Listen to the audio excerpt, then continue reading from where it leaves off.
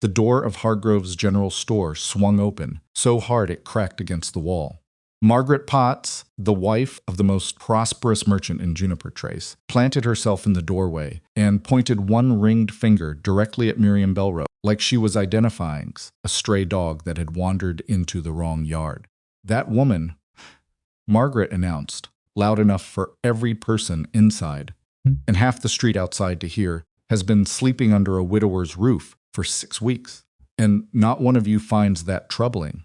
Nobody moved. Nobody corrected her, either. Miriam stood at the far end of the counter, holding a small sack of oats she had spent 4 days saving for.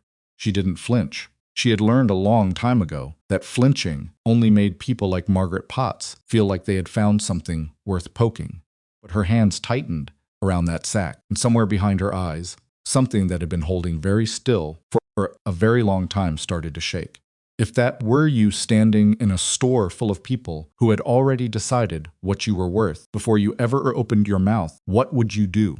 Would you fight back? Walk out? Or would you do what Miriam did, stand perfectly still, and pray the moment would pass before your heart broke all the way through? If this kind of story hits you somewhere deep, the kind where ordinary people refuse to be finished off by the world, then stay with me.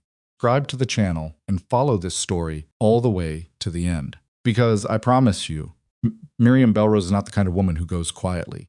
Hit the like button, leave a comment with your city and country, so I can see how far this story travels, and let's begin.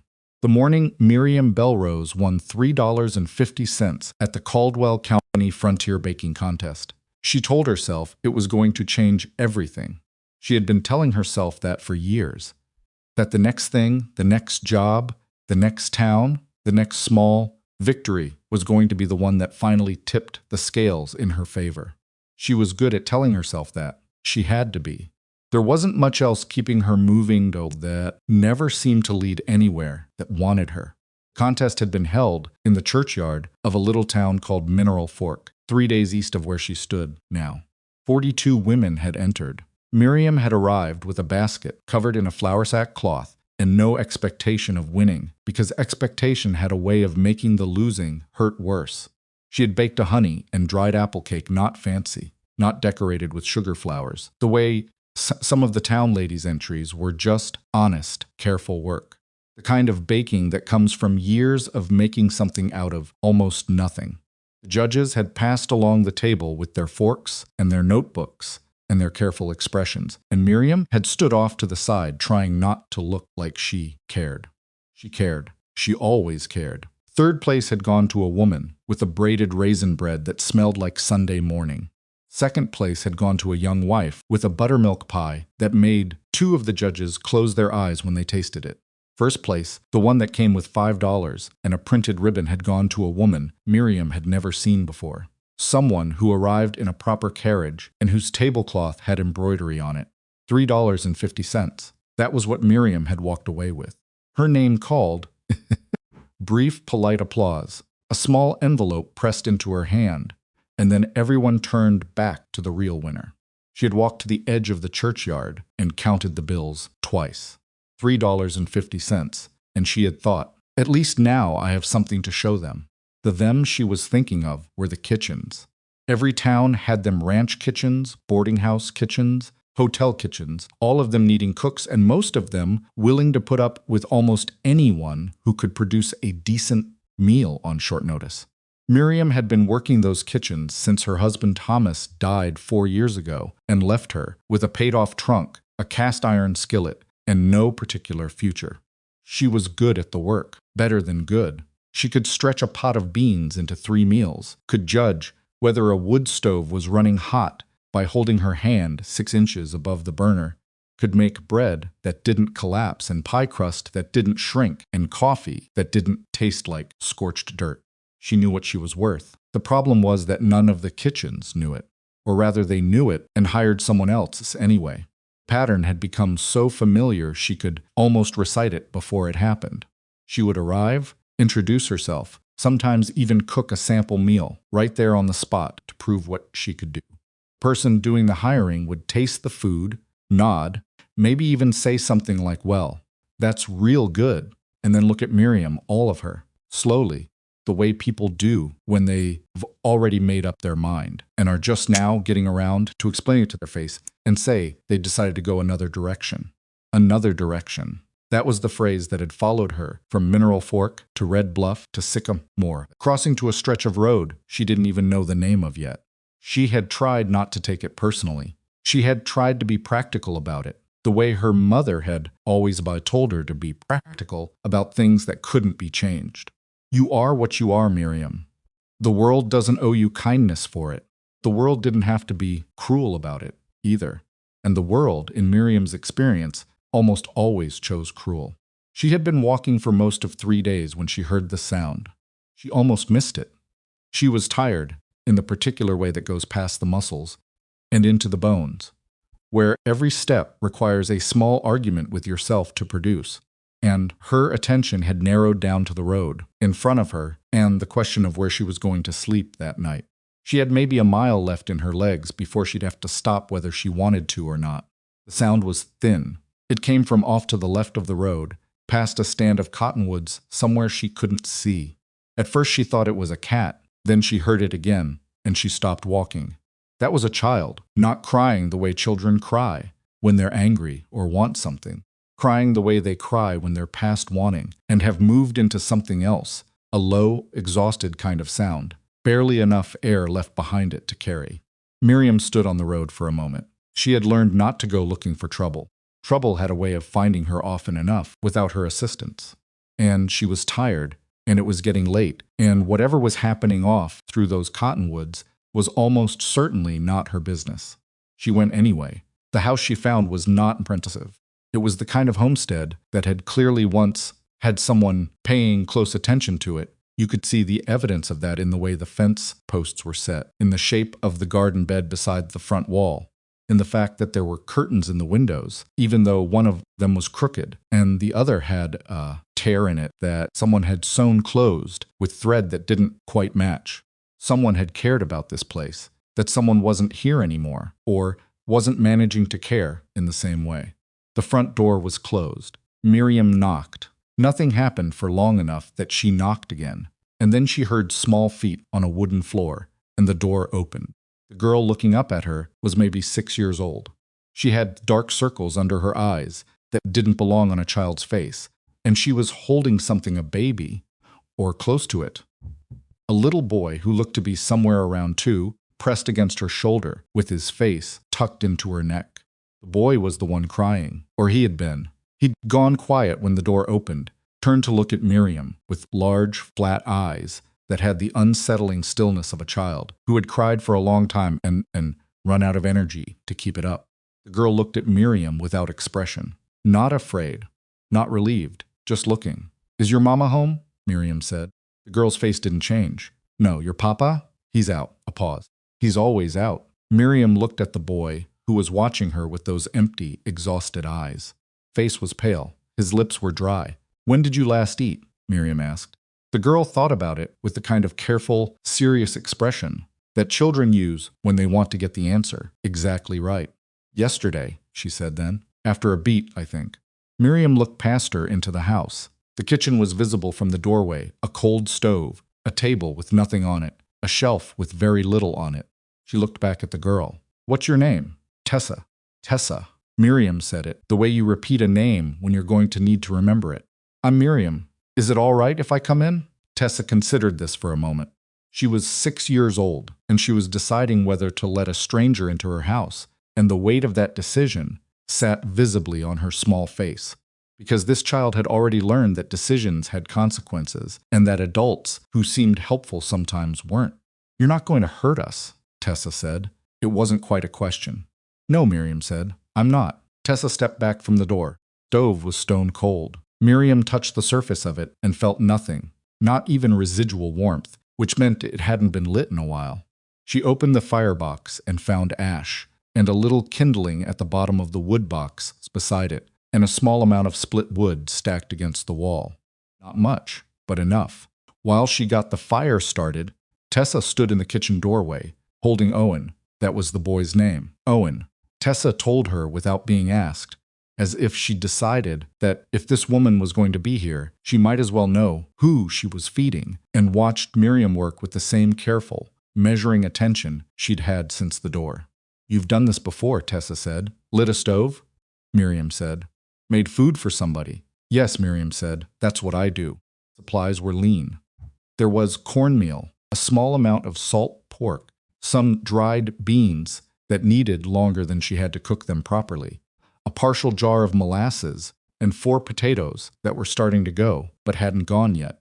Miriam went through everything twice with the practical eye of someone who had long since made peace with working with what was available.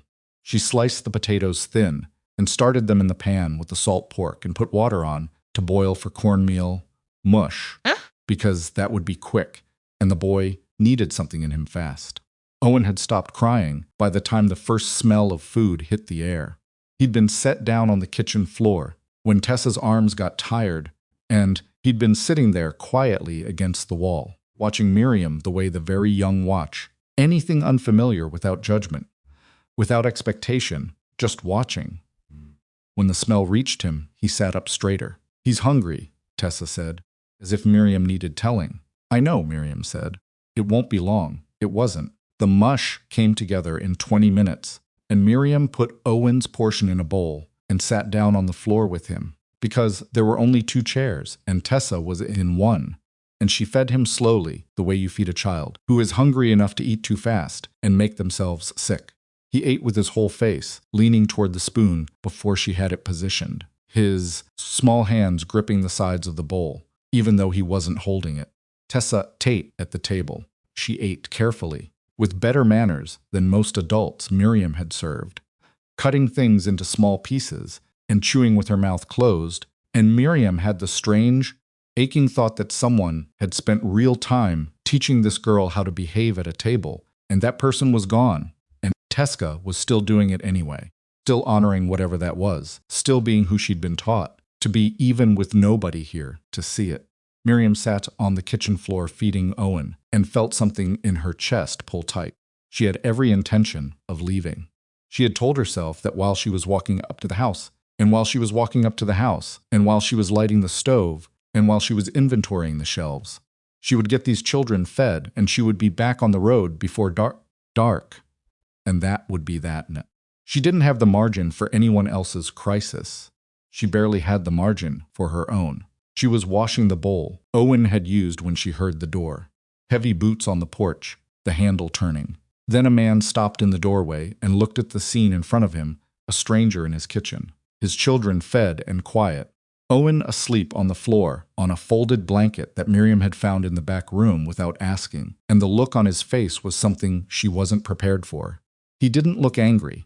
He looked like a man who'd been holding something heavy for so long, he'd forgotten what it felt like not to, and who had just for one unguarded moment set it down without meaning to.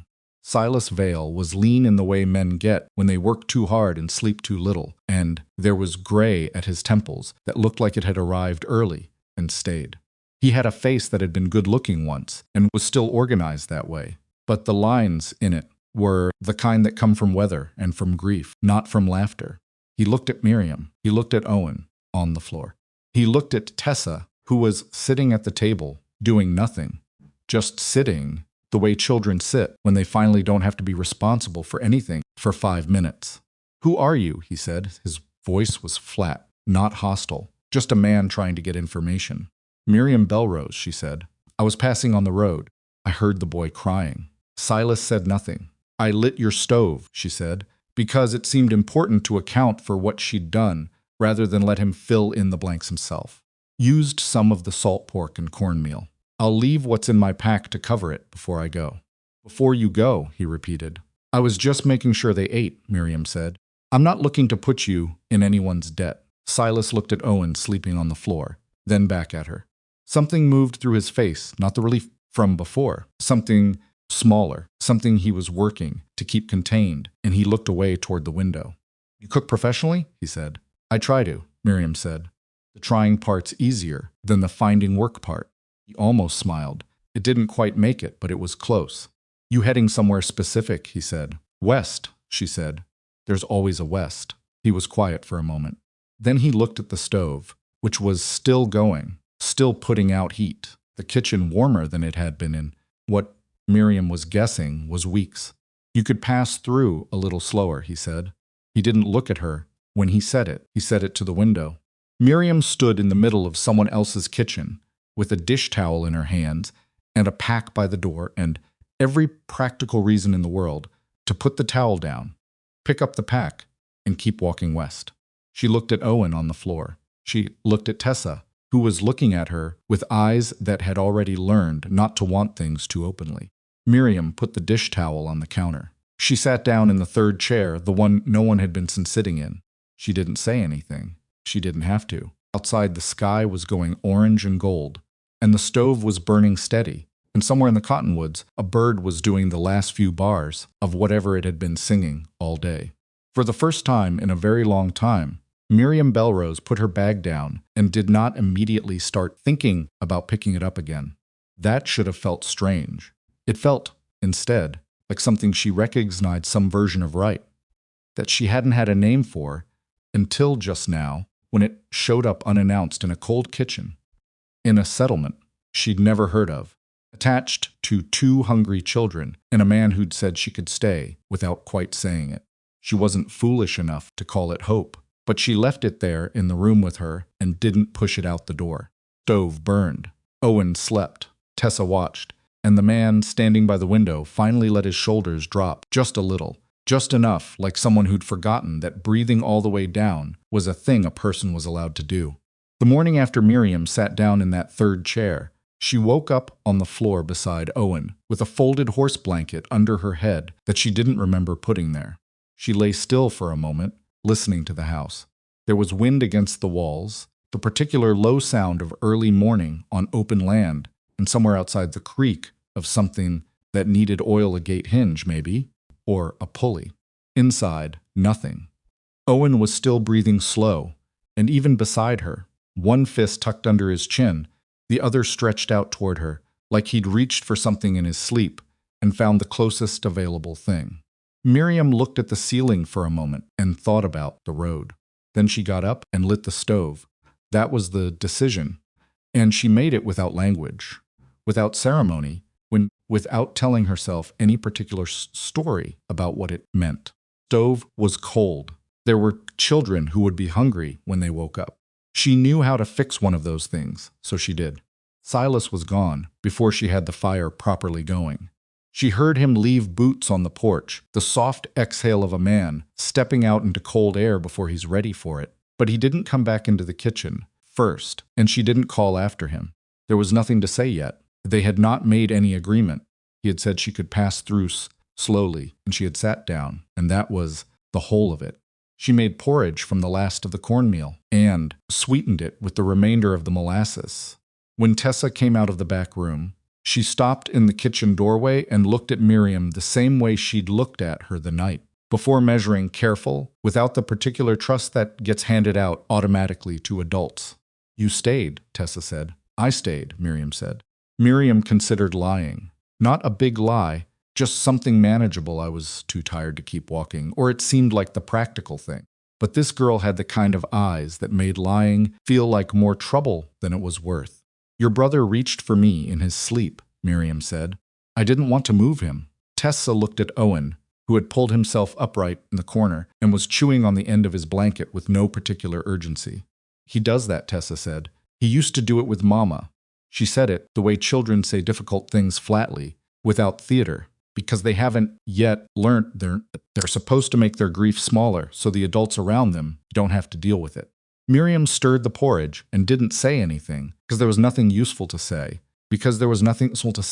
And sometimes the most decent thing you can do for a person who's just handed you something heavy is simply not to drop it. Tessa came into the kitchen and sat down. She didn't ask for anything. She just sat. That was the second day. The third day, Miriam found the garden bed. It was beside the south wall of the house, in the spot where it would get the best light, and it had been someone's real project once. She could see it in the way the border stones were set, deliberately, with some attention to making them even. But nothing had gone into the ground this season. The bed was just dirt and old dead stems and a volunteer tomato plant that had come up on its own from a seed that survived the winter and was doing what it could despite nobody planting it. Miriam crouched beside it for a long time. She was not a sentimental woman, or she tried not to be, but she knew a garden that had been loved by someone who wasn't here anymore, and the knowing of it sat in her chest in a particular way. She didn't touch it that day. She wasn't ready to. And, more importantly, she didn't know if she had the right. Inside, she spent the morning doing an honest inventory of everything the ranch had to work with, not just the food, but all of it. What was in the root cellar, what was in the supply shelf, what the kitchen needed that it didn't have, and what it had that it didn't need. It was the same thing she did every time she came into a new kitchen. The professional habit of someone who had made a career out of finding what was already there and turning it into something usable. The root cellar was better than she'd expected. Whoever had kept it before had put up preserves beans, mostly, and some late summer tomatoes, and the jars were still good.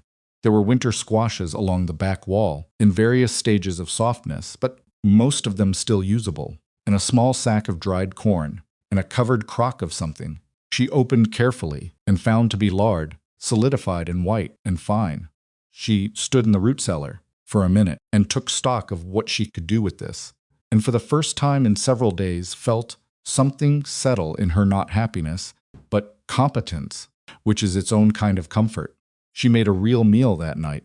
Bean soup with the preserved tomatoes and a little dried thyme she found in a tin on the shelf, cornbread baked in the cast iron, the last of the squash cut and roasted with what remained of the salt pork. She had Owen sitting on the counter near her while she worked, because he'd been underfoot, in a way that was going to result in somebody stepping on him if she didn't do something about it, and he was old enough to sit still if you gave him something to hold. She gave him a wooden spoon. He held it with great seriousness, turning it in his hands, occasionally tapping it against the edge of the counter in a thoughtful, experimental way. "Don't," Miriam said, the third time. He stopped. Then he looked at her. Then he did it one more time, very gently, watching her face while he did it. Miriam looked at him for a second. Then she took the spoon and put it in his other hand. "Try that one," she said. He tapped the counter with the other hand, nodded once, apparently satisfied with the data. She went back to stirring the soup. That was the first time she almost laughed in the Vale house, and she noticed it only because it surprised her, the unexpected warmth of it. A small, ridiculous thing, cutting through the weight of the last several days, like a crack in a clouded window. Silas came in when the food was on the table, stood in the doorway for a moment, looking at the spread of it, and said nothing. He washed his hands at the basin and sat down. He ate. He ate the way men eat when they've been working hard in cold air and haven't had enough of either food or warmth steadily, without apology, cleaning his bowl.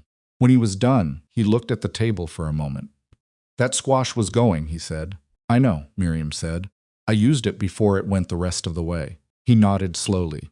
"You went into the root cellar." "I did," she said. "I should have asked." He was quiet for a beat. "You found more than I thought was there." "Someone put up a lot of preserves," Miriam said carefully. He didn't answer that. He reached over and broke off another piece of cornbread and didn't look at her. "There's more where that came from," Miriam said, "meaning the preserves. Not a lot, but enough to work with if it's managed right." Silas looked at Tessa, who had eaten 2 full bowls of soup and was now sitting back in her chair, with the particular boneless quality of a child who is finally full enough to relax. "How long can you make it last?" he said. He was asking practically. 6, maybe 7 weeks if I'm careful," she said. "Past that we'd need to resupply." He rubbed the side of his face with one hand. The sound of it, the rasp of stubble against a calloused palm, was the sound of a man doing math he doesn't like the outcome of. "I can get to town in 2 weeks," he said. "Maybe 3. "Then we have time," Miriam said. They looked at each other across the table. Owen banged his cup against his bowl, not asking for anything, just making noise, reminding them he existed. "All right," Silas said. It wasn't "thank you," and it wasn't "you can stay," but it was something in that neighborhood, and Miriam understood it well enough. She got up and cleared the table. The weeks passed the way weeks do when you're working too hard to keep track of them carefully. Miriam fell into the rhythms of the house the way she'd fallen into the kitchens of boarding houses and ranch bunkhouses through repetition, through attention, through the slow accumulation of small knowledge. She learned that Owen refused oatmeal if it was too thick, but would eat almost anything if it was served in his blue tin cup rather than the white bowl. She learned that Tessa liked to be given tasks rather than asked if she wanted to help, because would you like to help implied she might say no, and Tessa didn't seem to know how to say no to anything that needed doing. So the option felt worse somehow than simply being handed the responsibility. She learned that the old hound dog that slept on the porch, his name was Corker, Tessa eventually informed her, and he was 11 years old and moved like it would eat almost anything she dropped near the back step and should not be given onions. She learned that Silas left before full light every morning and came back after dark most evenings, and that in between he was working the kind of hours that would have broken a man 10 years older and probably would break this one eventually if something didn't change. She didn't say that. It wasn't her place to say it, but she noticed it. What she also noticed was that Tessa was slowly, carefully, with enormous caution, and at great distance, beginning to thaw. It started with the bread. Miriam had been making bread every other day, a simple white loaf, nothing elaborate, something that would hold together and provide some density to the meals, and one afternoon she came into the kitchen to find Tessa standing on her stool beside the counter, looking at the risen dough in the bowl with an expression of profound concentration. "You want to punch it down?" Miriam said. Tessa looked at her. "Supposed to punch it? That's the part people always like," Miriam said. "Go on." Tessa punched the dough with considerable more force than was strictly necessary. Collapsed with a satisfying exhale. "Again," Miriam said. Tessa hit it again. She was almost smiling. Not quite she caught herself, the way she always caught herself when she was on the edge of something that might mean letting her guard down, but almost. "That's what you do next," Miriam said, and talked her through the shaping and the second rise and the scoring across the top before it went into the oven. And Tessa listened and followed each step with the same serious, exact attention she gave to everything. When the bread came out, when Tessa carried it to the table that night and set it down in front of her father, Silas looked at it, then at his daughter. "You make this?" he said. Miriam helped, Tessa said, in a tone that suggested helping was a fairly minor contribution. Silas looked at Miriam. The corner of his mouth moved. "She helped," he agreed. Tessa sat down and served herself bread, with the composure of someone receiving a compliment they were expecting, but wouldn't let themselves look like they were expecting. That was the night Miriam understood that this child was going to be all right. Not immediately, not without more cost than any 6-year-old should ever have to pay, but all right.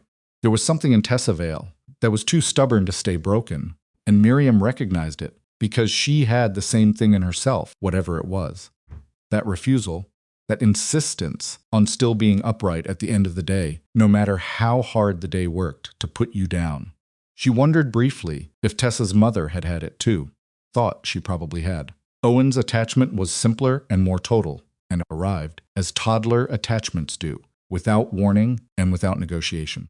It happened sometime in the 3rd week. He simply decided she was his, the way small children decide things completely, without qualification, and from that point forward, he tracked her movements through the house with the dedicated attention of someone in charge of a very important location.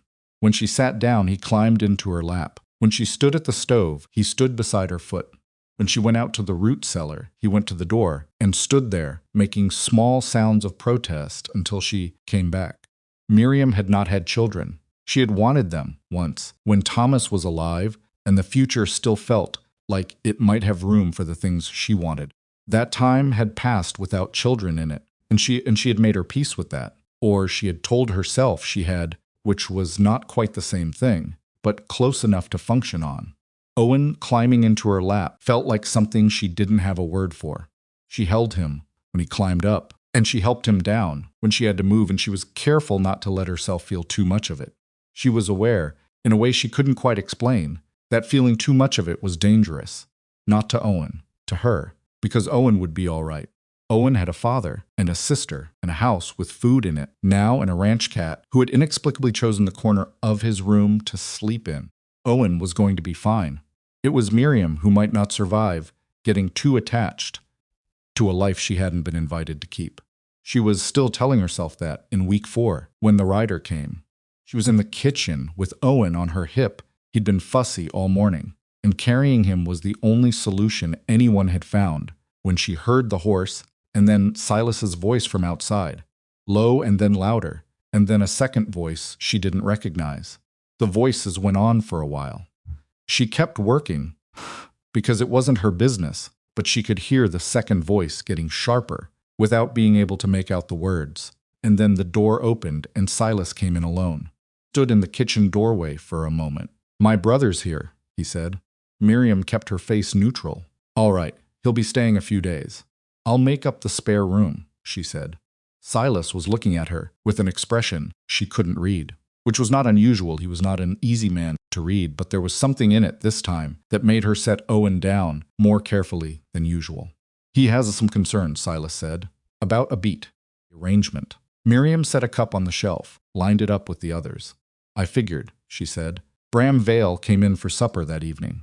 He was younger than Silas, by what she guessed was 6 or 7 years. And where Silas was spare and closed off, Bram was the kind of man who fills a room without meaning to broad-shouldered, louder in his movements, kind of easy confidence that comes from being the one who never had to hold the whole thing together. He had Silas's coloring, but none of Silas's stillness. He looked at Miriam when he came through the door. Not the way men look when they're being rude. Worse, in a way the way men look when they're making an assessment and want you to know they're doing it. He looked at her, and then he looked at the kitchen, and then he looked at Tessa, who was setting the table, and Owen, who was sitting in his designated corner, with a wooden horse Miriam had found in the barn and cleaned up for him. "Uncle Bram?" Tessa said, without particular warmth. Bram's expression shifted. "Hey, Bug." He crossed to her, and whatever else he was clearly someone Tessa had known all her life, because she let him hug her, which was more than she let most people do. Then he straightened and looked at Miriam again. "Bram Vale," he said.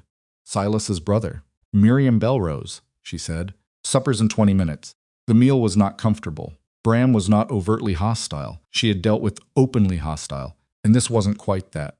But he watched. He watched Miriam the way she had watched the stove those first few days, looking for the thing that was about to go wrong. He was good with the children. She gave him that. He talked to Tessa about a horse he'd apparently promised her the last time he visited, and he picked Owen up and tossed him gently and produced a proper laugh from the boy, which was not easy. But every 10 minutes or so, those eyes came back to Miriam. After the children were in bed, she heard the brothers talking on the porch. Not loud enough to make out much, but loud enough to catch the shape of it. "How long? What are you thinking? Silas, these are your children." She washed the dishes and didn't listen any harder than what came in through the walls on its own. The next morning, Bram found her in the garden. She had finally decided to turn the bed, out there in the early cold, with a hand spade, working up the soil that had been sitting untouched since last season, and she heard his boots in the dead grass and didn't turn around. "Mrs. Bellrose," he said. "Mr. Vale," she said, still working. He stood there for a moment. She could feel him working up to something. "I don't have anything against you personally," he said. "All right," she said. "You understand what I'm worried about." She sat back on her heels and looked at him. "Tell me," she said. "I'd rather hear it plain than guess at it." Bram looked out at the land for a second. He had the look of a man who'd rehearsed this and was now not sure the rehearsal had been for the right conversation. "Those kids already lost their mother," he said. "If they get attached to you and you leave, and you're going to leave, Mrs., because you're not family, and this isn't your life, that's another loss. That's another person who was there, and then wasn't." Miriam looked at the garden bed. "You think I haven't thought about that," she said. "I think you might not know how attached they already are," he said. She didn't answer right away, because he wasn't wrong, and she was honest enough to know it. Owen sitting in her lap, Tessa's almost smile over the bread dough. The way Tessa had set the extra place at the table last week, without being asked, just automatically, because Miriam's place was there now. She was not invisible to any of that. "What are you asking me to do?" she said. "I'm asking you to think about what's good for them," Bram said. "Not what's good for you." Something went hard in her chest. She stood up from the garden bed and brushed the dirt from her hands and looked at Bramvale with the particular stillness of someone who has been told for a very long time that their wants are the least important thing in any room. "I think," she said, "carefully, that you should be very sure about what you're saying before you say it." "I'm trying to protect my niece and nephew," he said. "I know," she said. "I understand that, and I'm not going to tell you you're wrong." Picked up the hand spade and walked back to the house. She didn't cry. She wasn't going to cry about this, because if she started, she would have to be honest about why, and being honest about why meant admitting things she wasn't ready to admit. But she stood in the kitchen for a long time after that, just standing, not cooking, not moving, just standing with Bram's words sitting in her chest like a stone that had been there waiting and had only now found its full weight. "You're going to leave because you're not family and this isn't your life, wasn't it?" She hadn't asked for it. She'd walked in off the road because a child was crying. She hadn't meant to stay a day, let alone a month. She hadn't meant to learn that Owen would eat anything from the blue cup or that Tessa kept a small, flat stone in her left apron pocket that she touched when she was anxious. She hadn't meant to start thinking of the root cellar as our root cellar, or to find herself listening for Silas's boots on the porch every evening, the way you listen for weather. Here she was. Owen came into the kitchen and found her standing there and grabbed the hem of her apron. She looked down at him. He looked up at her with his flat, serious eyes. "Up," he said. It was the third word he'd said to her. The first had been more, directed at the mush bowl. The second had been hot, when he'd gotten too close to the stove and she'd pulled him back. And now this one, she picked him up. He settled against her shoulder with the absolute boneless trust of someone who has decided, without reservation, that this is where he belongs.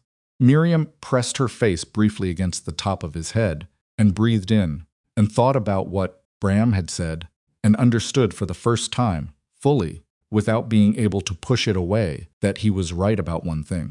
She had not thought carefully enough about what it would cost to leave. She had been so focused on whether she'd be asked to stay that she had not accounted for what it would do to her to go. That was the problem with staying a little longer. Then a little longer than that. The leaving didn't get easier. Heavier, it accumulated. It turned into a different kind of leaving than the one she'd been doing for 4 years. Moving from kitchen to kitchen, town to town, not because she was running from anything, but because nothing had ever been reason enough to stop. She held Owen and looked out the kitchen window at the land and at the old cottonwoods and at the road she had come in on, and she did not have an answer, and she was not going to pretend she did. The winter came in faster than expected. The first real cold arrived in early November, not a gradual cooling, but the kind of drop that comes overnight and leaves the ground different in the morning harder, meaner, with frost on everything and a sky the color of a pewter cup. Miriam woke to it and lay still for a moment, measuring how much colder it was than the day before, then got up and started the stove before she was fully awake, moving on the kind of automatic pilot that comes from long practice. Cold changed the house. Silas was home more when the outside work contracted, and the 5 of them, or the 4 of them, and Bram, who had not left. Though he'd stopped making his opinions about Miriam loudly known, were in closer quarters than any of them were entirely comfortable with. Kitchen was warm, and everything else wasn't. So people gravitated to the kitchen, even when they had no particular reason to be there. Bram sat at the table, carving something from a piece of wood. Tessa did her learning at the far end. Miriam had found a battered primer in the back room and set her to working through it two pages at a time. Tessa approached with the same relentless focus she brought to bread and dishwashing and everything else. Owen slept more in the cold, curling up in corners like the ranch cat and waking up disoriented and wanting to be carried. Silas fixed things. She hadn't noticed it at first, but she started noticing it in the winter, that when he was home, he was always doing something to the house. The hinge on the kitchen cabinet that had been sticking since she arrived. The gap in the south wall where the wind came through. The leg on Owen's chair that had a wobble. He worked quietly, without drawing attention to it, and every time he finished something, he put the tools away in the same place and moved on to the next thing. She was watching him one evening when he caught her. He had the cabinet door off its frame and was working the hinge with a small tool, not looking at her, and then he was. Just for a second. Just long enough for her to realize she'd been staring. "Bothers me," he said, nodding at the door. "Every time you try to open it." "It's been bothering you for weeks," she said. "I get to it when I get to it." Turned back to the stove. "The window in the back room has a gap too," she said. "Top left corner." A pause.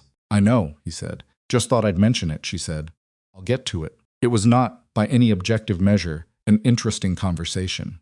But there was something in the rhythm of it that Miriam caught herself returning to later, in the privacy of her own thoughts, the way they had moved around each other in the kitchen, without stepping on each other, the way the silence between sentences was comfortable rather than the polite, careful kind of silence that has to be maintained. She had not had that kind of silence with someone in a long time. It was 3 days after that when she got sick. It started in her chest, which was where her troubles usually started, a tightness, a catch on the inhale, the particular warning feeling of something that was going to be worse before it was better. She ignored it for a day, because she always ignored it for a day, because stopping was not something she was good at. By the second day, she couldn't ignore it. The fever came in the evening, fast and high, and she was in the kitchen, starting supper when the floor tilted. She grabbed the edge of the counter. "Miriam?" Tessa's voice from the table. "I'm fine," Miriam said. She was not fine. The floor tilted again. Tightened her grip on the counter and concentrated very hard on staying upright and not alarming the child. "You're not," Tessa said, with the flat accuracy of someone who learned early to read situations correctly.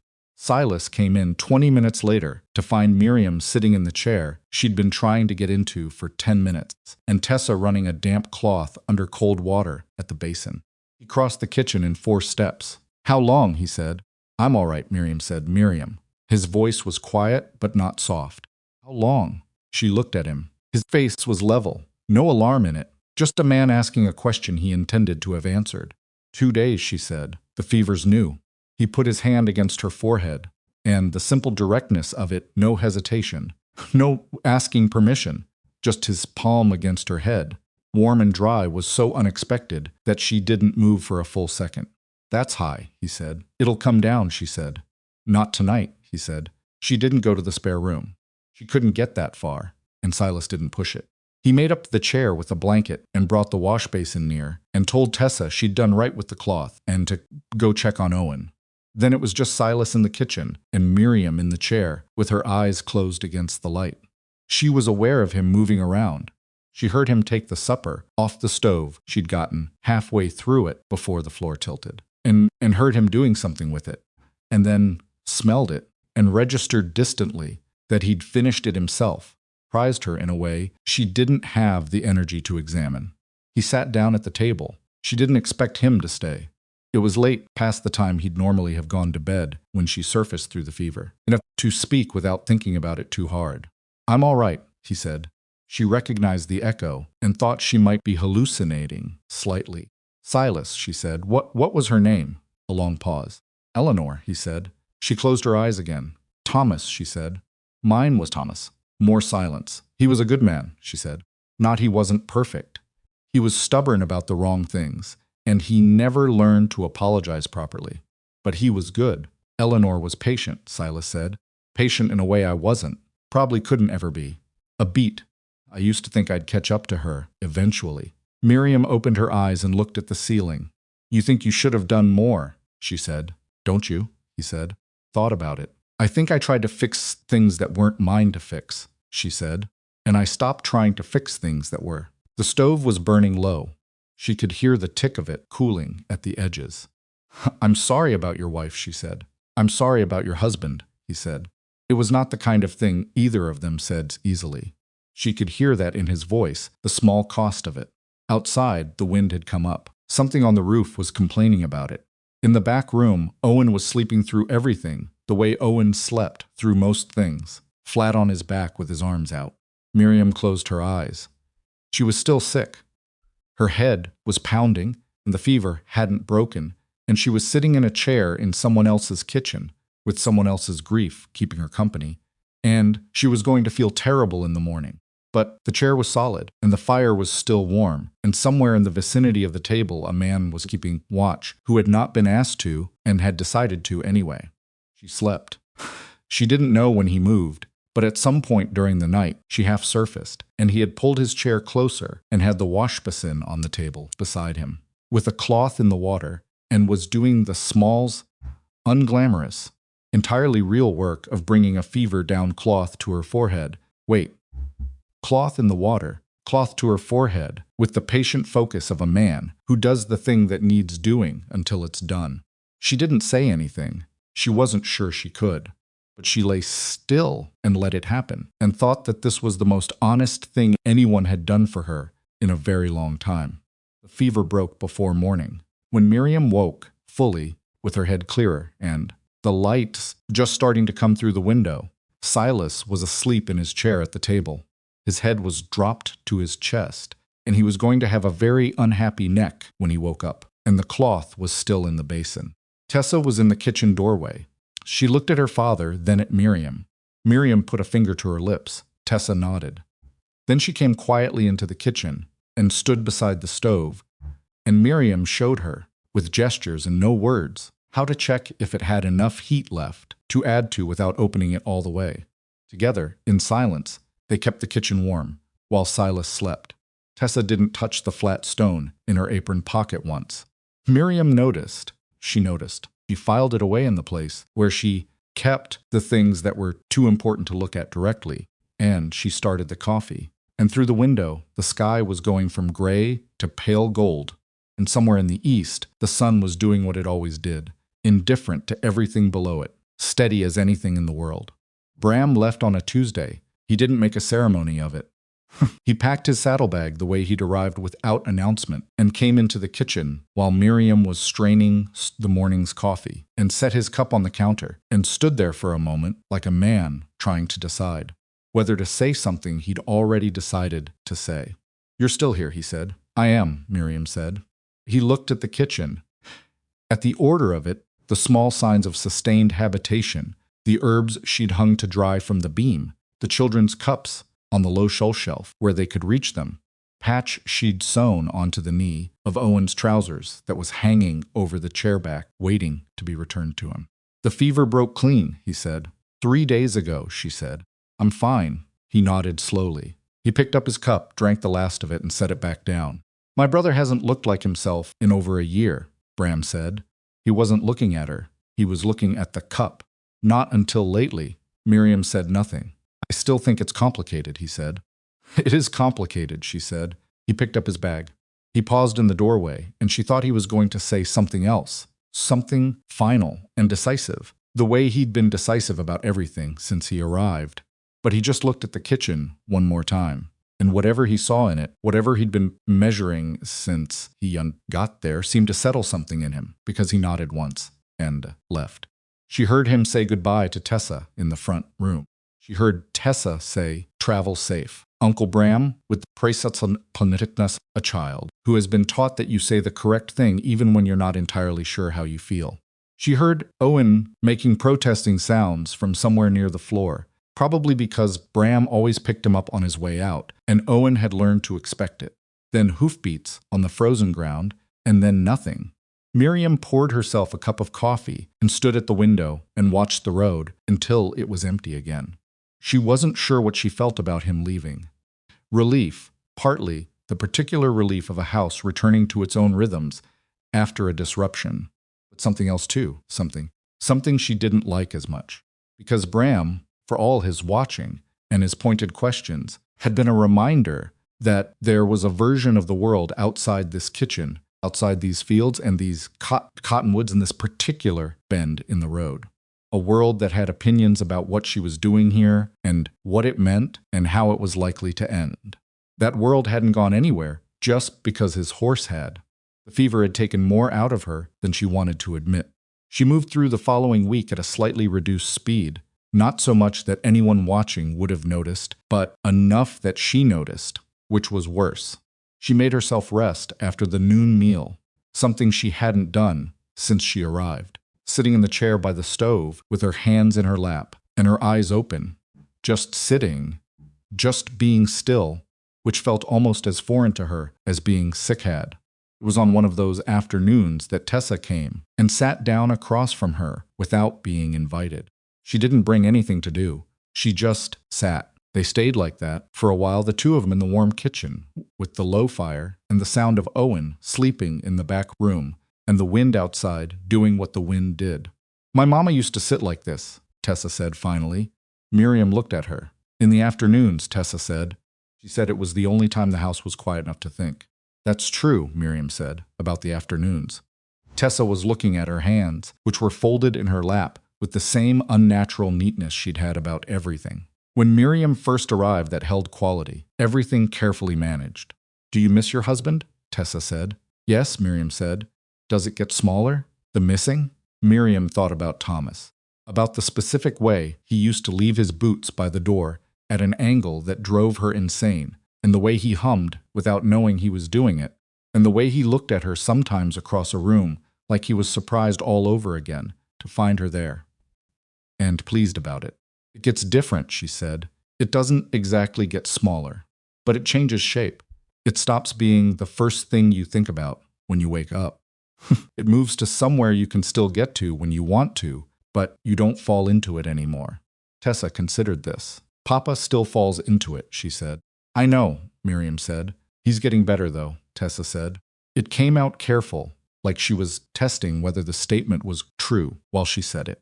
"He talks more at supper. He used to just eat and go back out." Miriam looked at the fire. "That's good," she said, and meant it. Tessa unfolded her hands and refolded them the other way. "I don't want him to be sad forever," she said. "But I also don't want him to be not sad, because—" She stopped. "Because then it means your mama's further away," Miriam said. Tessa looked up at her. "Yes," she said, with the relief of someone who has been trying to say something difficult and has just been handed the exact word for it. They sat with that for a moment. "Your mama isn't going anywhere," Miriam said. "She's in the way you make bread. She's in the way you fold things. She's in the stone in your pocket." Tessa's hand went immediately to her apron pocket, the automatic reach, the small check, and she caught herself and looked at Miriam with something startled and a little exposed in her face. "I see things," Miriam said simply. "It's part of how I work." "I don't say anything about it. Mama gave it to me," Tessa said. She said it was from the creek near where she grew up. "If I ever got scared, I should hold it and think about the water."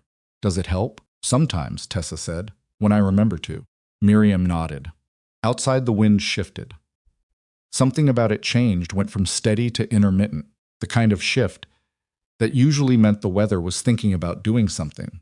Miriam made a note of it without getting up. "Miriam," Tessa said, "are you going to leave?" It was the first time she'd asked directly, after months of watching and measuring and not asking, and Miriam understood the weight of what it cost her to do it, this girl who had learned, the hard way, that wanting people to stay was not sufficient to make them do it. She didn't answer right away. She didn't think Tessa would respect an answer. That came too quickly. "I don't know," she said finally. "That's the honest answer. I don't know." Tessa looked at her for a moment. "Okay," she said. And then, to Miriam's considerable surprise, she unfolded her hands and reached into her pocket and took out the flat creek stone and set it on the arm of Miriam's chair. Not giving it to her, just setting it there. Then she got up and went to check on Owen. Miriam sat with the stone on the chair arm for a long time, not touching it, just letting it sit there. The weather the shift had been predicting arrived 2 days later in the form of 3 inches of snow, followed by a freeze that turned the surface of it to crust, and suddenly the world contracted to what was immediately reachable, and everything else waited. It was in this compressed, close version of the world that Silas started talking to her. Not about anything in particular, not conversations that began anywhere or were clearly going somewhere. More like the way rivers behave in certain seasons, moving steadily under ice while the surface still, something flowing beneath that only shows itself at certain openings. Started at the barn. She'd gone out to bring him his noon meal rather than wait for him to come in because noon had passed and supper was coming, and she needed him to move the feed sack she'd been working around all morning.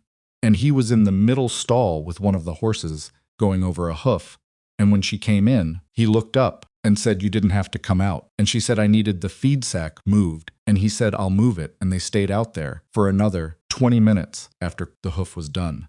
Not because either of them had more to accomplish, but because the conversation, if it could be called, that had not quite finished yet. He told her about the ranch, particular problems of it, the ones that weren't solved by working harder, the way the soil in the south field ran thin over hardpan and had never produced what it should, the fence line that needed replacing 2 sections at a time, the question of whether the old well was going to keep producing or whether they'd need to find a new one before summer.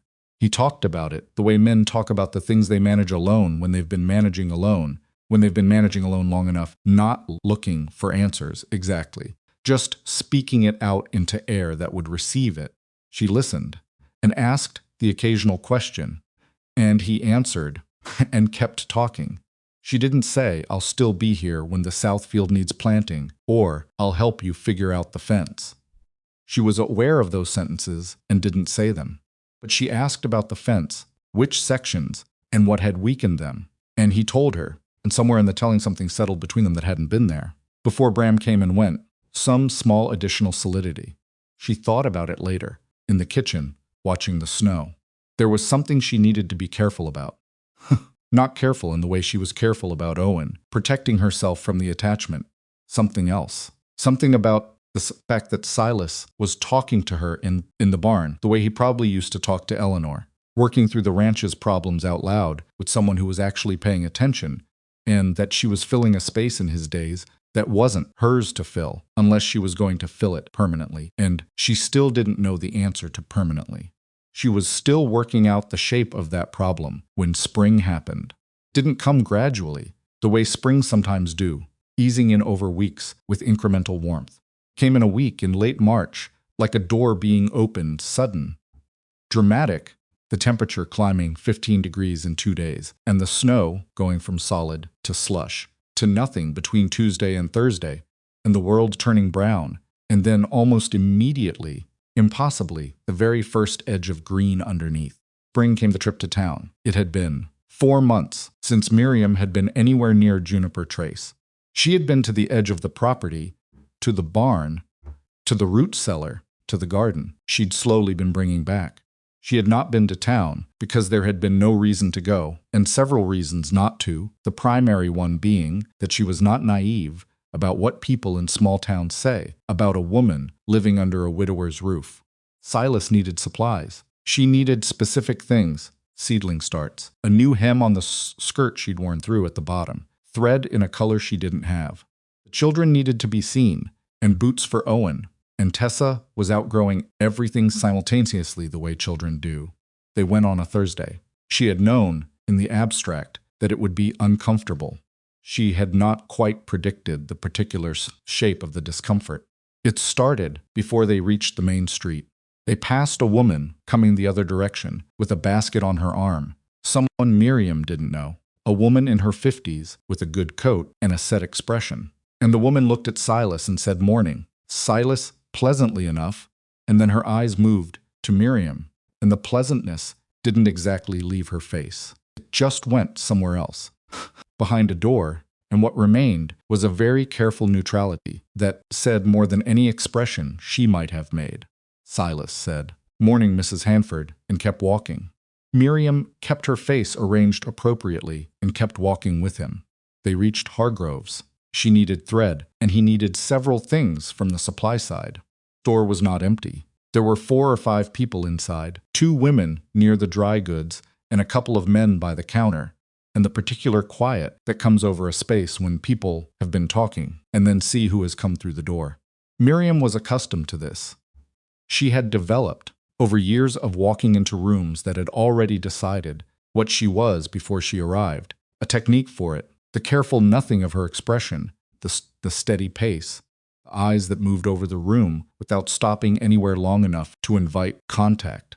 It was not dignity exactly. It was the armor you build out of what you have available. She went to the dry goods side of the store. She found her thread. She found the other small items on her list, paper of pins, a paper of needles, a particular blue dye she'd been looking for since she arrived.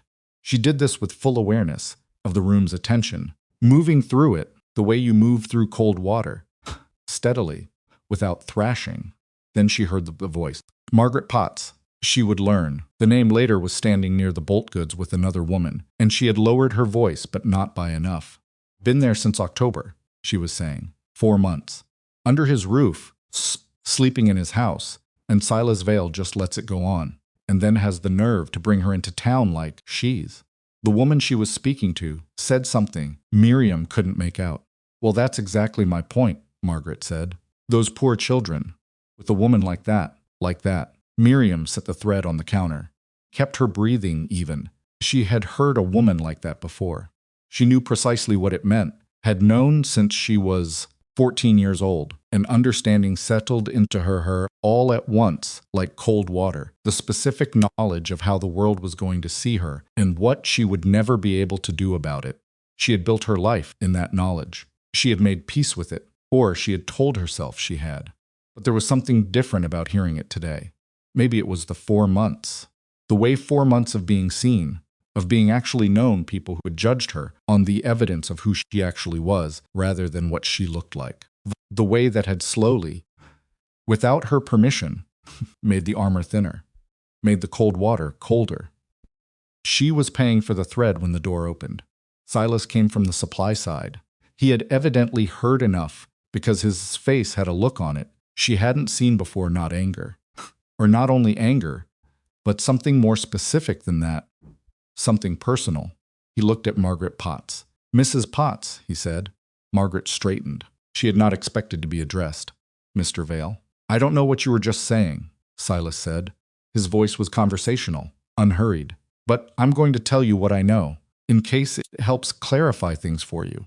Everyone in the store was listening. No one pretended they weren't. Miriam Bellrose came to my house in October and found my children hungry, he said. My son hadn't gained weight in 2 months. My daughter was doing the work of a grown woman. Kitchen was cold. He paused. She lit the stove. She fed my children. She turned my house back into something I'm not ashamed of. He was looking directly at Margaret. Level. Without heat, which was somehow worse than heat. Whatever you think you know about the arrangement, you're missing the part that matters. Margaret's face had gone through several expressions and settled on something that was trying to be dignified one. Town just wonders. She started. The town should concern itself with its own household, Silas said, and let me concern myself with mine. He picked up his supplies from the counter. He looked at Miriam, briefly, not asking her anything, not performing anything for the room's benefit, just checking on her, the way you check on someone. She gave him the smallest nod she had. He opened the door and they walked out. She made it to the wagon. She got up onto the seat. She set her purchases beside her feet. She looked straight ahead at the road out of Juniper Trace. Thank you, she said. Her voice was entirely steady. She was proud of that and hated that she had to be. Silas got up onto the other side. He didn't say don't mention it, or they had no right, or any of the things a man says when he's performed decency and wants credit for it. He just picked up the reins. We still need to get Owen's boots, he said. The other side of the street, she said. There's a leather shop. I saw it, he said. They went and got the boots. Neither of them mentioned the store again. But on the way back, with the wagon loaded and the children's things packed in the back and Juniper Trace behind them, Silas said something that didn't connect to anything they'd said, but connected to everything they hadn't. Eleanor used to hate going into town, he said. Said it took her 2 days to feel like herself again after. Miriam looked at the road ahead of them. Smart woman, she said. He didn't say anything else, but she was aware of him there in the particular specific way she'd been aware of him since the barn conversations. His presence is the things she had started to account for, to orient around, the way you orient around something solid in poor visibility. She was not ready to look at that directly. She looked at the road instead. It was a week after the trip to town when the conversation happened. The one she'd been half expecting, without knowing exactly what form it would take. She was putting up the last of the seedlings she'd started inside, moving them into the garden bed in the particular order that made sense to her. The tall things where they'd give the shorter things shade. The sprawlers where they'd have room. And Silas came around the corner of the house and stopped. He looked at the garden bed. She kept working. He watched her for a moment. Miriam, he said. I'm listening, because she was. He was quiet for a beat. Behind her, she heard him sit down on the fence rail, the old wood creaking under his weight. I've been thinking, he said. I figured, she said. I want to ask you something, and I need you to let me get through it before you answer. She sat back on her heels and looked at him. His face was serious and uncomfortable, and she recognized the particular quality of the discomfort. It was the discomfort of someone who has made a decision they believe in, but hasn't found the right word yet, and is going to say it anyway. I think you should stay, he said, permanently. I think it would be better for the children, and I think… He stopped, started again. I know the town has been talking. I know that's uncomfortable for you, and I know that's going to get worse, not better, unless something changes. Another pause. I'm asking you to marry me, Miriam. I'm asking you to be here, for them. And he was looking at her with an expression that was trying to hold several things at once. And for whatever else comes along, she looked at him. He looked back at her. She thought about the way this had happened. The accumulation of it, the stove, the root cellar, the bread dough, Owen in her lap, Tessa's stone on the chair arm, the night of the fever, the barn conversations, store in Juniper Trace, and him standing in front of Margaret Potts without blinking. She thought about what he'd just said. For the children, for the town, for whatever else comes along. She heard what was under it. She believed the whatever else was real, believed he felt it. But she also heard the order of things, the structure of the offer. The children and the town, and also you. She had done that before. She had been the also. She stood up from the garden. She brushed the dirt from her hands. She did it slowly. The way you do something when you need a moment to make sure the thing you're about to say is the thing you actually mean, and not just the thing the fear in you wants you to say. She looked at Silas Vale, this lean, careful, grief-worn man who had said, pass through a little slower, and meant it, and who had stood in Hargrove's general store and said the part that matters, and meant that too, and who was looking at her right now with an expression that was doing its best to be a bridge between what he felt and what he was able to say. I don't want your name, she said. His face changed. Miriam, wait, she said. You asked me to let you finish. Let me finish. He closed his mouth. I don't want your name, she said again, steady. Not because of what this town thinks, and not because of what Bram thinks, and not to protect myself from gossip. I've been talked about my whole life, and I'm still standing. She looked at him. I don't want to be a solution, Silas. I don't want to be the answer to a problem you have with the town, or a problem you have with needing someone here. I don't? She stopped. She was being careful with this, the way you're careful with something that could go wrong if you're not precise. I have been useful to people my whole life. I know what that looks like, and I know what it feels like, and I know what happens after, when the usefulness is finished. He was very still. I can feed your children, she said. That's what I know how to do. That's what I've been doing.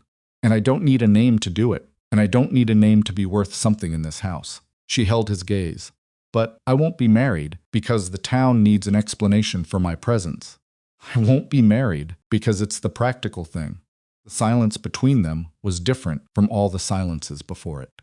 He looked at her for a long moment. Then he said, That's not what I know, she said. I believe you. I believe it wasn't only that. She did believe it. She believed the whatever else was real and present and that he hadn't known how to put it first. Because he didn't yet know how to do that, because it had been over a year of closing things down, and the opening back up was still new and strange, and he didn't fully trust it yet. But I need it to be said right, she said, when it's said. He said nothing. Can you understand that? She said. Something moved through his face. It was not a simple expression.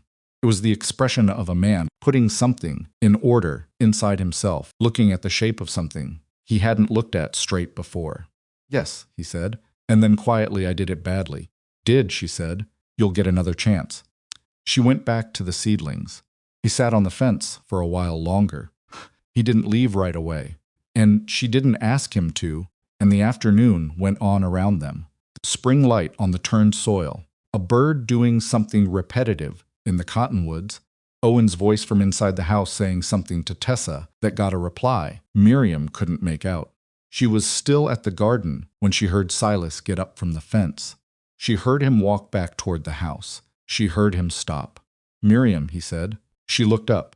He was standing at the corner of the house, and his face was different now, not the uncomfortable. prepared face he'd had before, but something more stripped down, something that cost him more to show. "I'm glad you lit the stove," he said. She looked at him for a moment. "So am I," she said. He went inside. She turned back to the seedlings. Her hands were in the soil, and the sun was warm on her back, and the plants in their small, fragile rows were going to need water tomorrow, and the day after, and every day for a season, and they would need attention and time, and the right conditions, and some of them would fail anyway, and some of them would do better than expected. And that was the truth of anything you tried to grow. She patted the earth firm around the last one. That night, after supper was cleared, and Owen had been wrestled into sleep, and Tessa had done her pages from the primer and gone to bed, Miriam sat in the kitchen in her chair, with the fire low and her hands in her lap. She sat there for a long time. She thought about what she'd said in the garden. She thought about what she hadn't said. She could have told him that she felt it, too. The accumulation, the solidity, the way she'd started orienting around his presence. She could have said that the night of the fever had broken something open that she hadn't been ready for and hadn't been able to close back up since. She could have said that when he stood in Hargrove's store and said the part that matters something in her had understood that he meant her, actually meant her, not just her function in the household.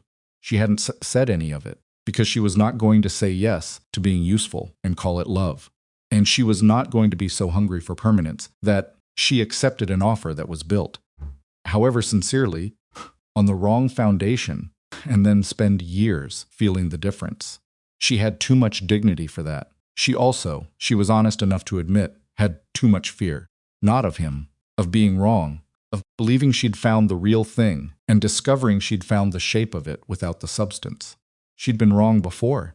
She reached out and picked up Tessa's stone from where it had been sitting on the table's edge. All week the girl kept leaving it places, near where Miriam sat, which she was sure was not entirely accidental, and she held it in her palm.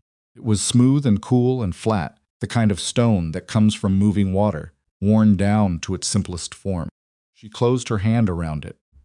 Outside, the spring wind moved through the cottonwoods and set the old porch swing in motion, and the house breathed around her, the particular alive quality of a house, with people in it, with fires in the stoves and food put by, and children sleeping in the back rooms.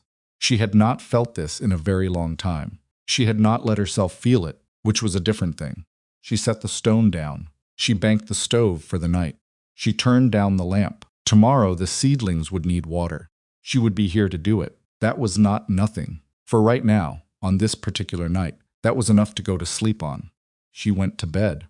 And in the morning, she got up and lit the stove, as she had every morning since October, and the kitchen filled with warmth. And somewhere down the hall, Owen woke up and said her name into the dark of his room, testing whether she was there. She was. She called back to him. He went quiet again, satisfied. She put the coffee on. The seedlings Miriam had put in took hold. Not all of them. The first row of beans came up thin, and she thinned them further, pulling the weak ones without sentiment, because a weak plant that stays in the ground takes from the ones around it, and the ones around it were what mattered. 3 of the tomato starts failed entirely. 2 of the squash hills had something wrong underground that she dug up and found a grub infestation, old and established, the kind that had been there through the winter waiting. She treated what she could treat and relocated the rest, and didn't pretend the losses hadn't happened. But the rest came up by the end of April. The garden bed that had been dead, stems and volunteer growth when she arrived was producing, actually producing, and the particular satisfaction of standing at the edge of it in the morning and seeing green where she had put green was not something she tried to minimize or explain away. She had earned that feeling, and she let herself have it. The garden was also the place, she discovered, where Tessa was most willing to talk, not at the table, not in the kitchen, not during lessons, but out here, with her hands in the dirt, and something specific to do with them. Tessa would open up in the careful, incremental way. She did everything one sentence, then silence, then another sentence, testing whether each one was safe before committing to the next.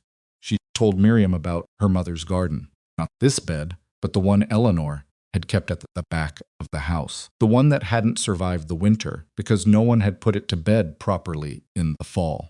Eleanor had grown sweet peas along the south fence and had cut them for the table, and the house smelled like them from late June all the way through August. She'd grown herbs that Tessa didn't know the names of, but could describe by smell. She'd let Tessa plant sunflowers along the east side because Tessa had wanted something big. Did they come up? Miriam asked. Some of them, Tessa said. The birds got a lot of the seeds before they had a chance. She was working the soil around a bean plant with a small hand fork. Mama said that was fine. She said birds had to eat too. Miriam looked at the east fence line. She had some sunflower seeds in the paper packets she'd bought in town. She didn't say anything about it yet. She filed it. The days were longer now, and the evenings had that particular spring quality. Not yet the full warmth of summer, but the promise of it, the air losing its edge after sunset in a way it hadn't managed since October. Silas started coming in for supper before full dark, which was new, and staying at the table longer after. Not by much, but Miriam noticed, and she thought Tessa noticed, and she was certain Owen noticed, in the way he noticed everything, which was bodily, instinctively, without analysis. Owen's attachment to Miriam had not decreased. If anything, the spring had intensified it. He had discovered that outdoors existed in a meaningful way, and had decided that it existed primarily as a medium through which to follow Miriam. When she went to the garden, he went to the garden. When she went to the root cellar, he stood at the top of the steps and watched. When she hung the washing on the line, he stood beside the basket and handed her things in the approximate order she needed them, which was not always the correct order, but was rendered with such evident focus and goodwill that correcting him felt wrong. He was talking more. Not clearly. 2-year-olds have their own relationship with consonants, but persistently. A running commentary on whatever was happening that Miriam was learning to parse. That meant everything from, look at that, to I want that to something, has happened over there that requires your attention. Down meant he wanted to be set down. Mo still meant more, usually food. And Mim, which was as close as he got to her name, meant her, specifically, summoned whenever she was not immediately visible. She'd heard it from 2 rooms away one afternoon and came to find him standing in the middle of the kitchen floor, looking at the doorway she'd gone through, not distressed, just locating. I'm here, she said. He nodded with the solemn satisfaction of someone whose organizational system has been validated. Mo, he said, it's not supper time, she said. Mo, he said again with feeling. You had a biscuit an hour ago, she said. He looked at her with an expression that suggested the biscuit was ancient history and not relevant to the current discussion. She gave him a piece of dried apple. He accepted it with dignity. She went back to what she'd been doing, and she was almost to the doorway when she heard him behind her, small feet on the floorboards, following. Mim, he said. I know, she said. I'm right here. She was right here. The thought landed differently than it had a month ago. Differently than it had when she'd first started saying it automatically, practically, as a statement of fact. Now it had more weight to it, the weight of 7 months, of all the mornings she'd lit that stove, of all the evenings she'd cleared that table, of all the times Owen had called her name from a dark room and she had answered. She was right here. The question was whether here was hers. Silas had not repeated the proposal. She had told him he'd get another chance, and she had meant it, and he apparently understood that the chance was something to be approached differently rather than simply tried again. She didn't know exactly what he was working out inside himself. She wasn't privy to that, and she wouldn't have presumed to be. But she saw the evidence of it in small things the way he had started, speaking to her more directly at supper, asking what she thought about the South Fields yield this season, whether she'd noticed the hinge on the barn door was going again, what she wanted him to bring back from town next week. Not consultation exactly, but close to it, including her in the decisions in a way that had not happened in the fall. He was also, she noticed, looking at her differently. Not in a way she could have pointed to and explained, just differently. The same way, the quality of silence in a room changes when the temperature changes, when something that was cold becomes warm. The change is real, but you'd have trouble describing it to someone who hadn't been in both rooms. She didn't comment on it. She wasn't ready to comment on it, and she wasn't sure commenting would help. She kept working. May came in with a week of rain that turned the road to mud and kept everyone's inside and tested patience in the particular way that only in enforced proximity can test it. Owen got into the flour. Tessa spilled ink on the primer and spent an afternoon pressed into focused silence, trying to blot it out, which helped not at all, but which Miriam let her do, because the effort was the point. The barn cat, whose name Miriam had finally established, was Juniper, a name that seemed too grand for the ancient, disapproving creature, but that Tessa insisted on, with absolute firmness, decided that the inside of the house was preferable to the barn in wet weather, and was found on 3 consecutive mornings in places she had not been invited to be.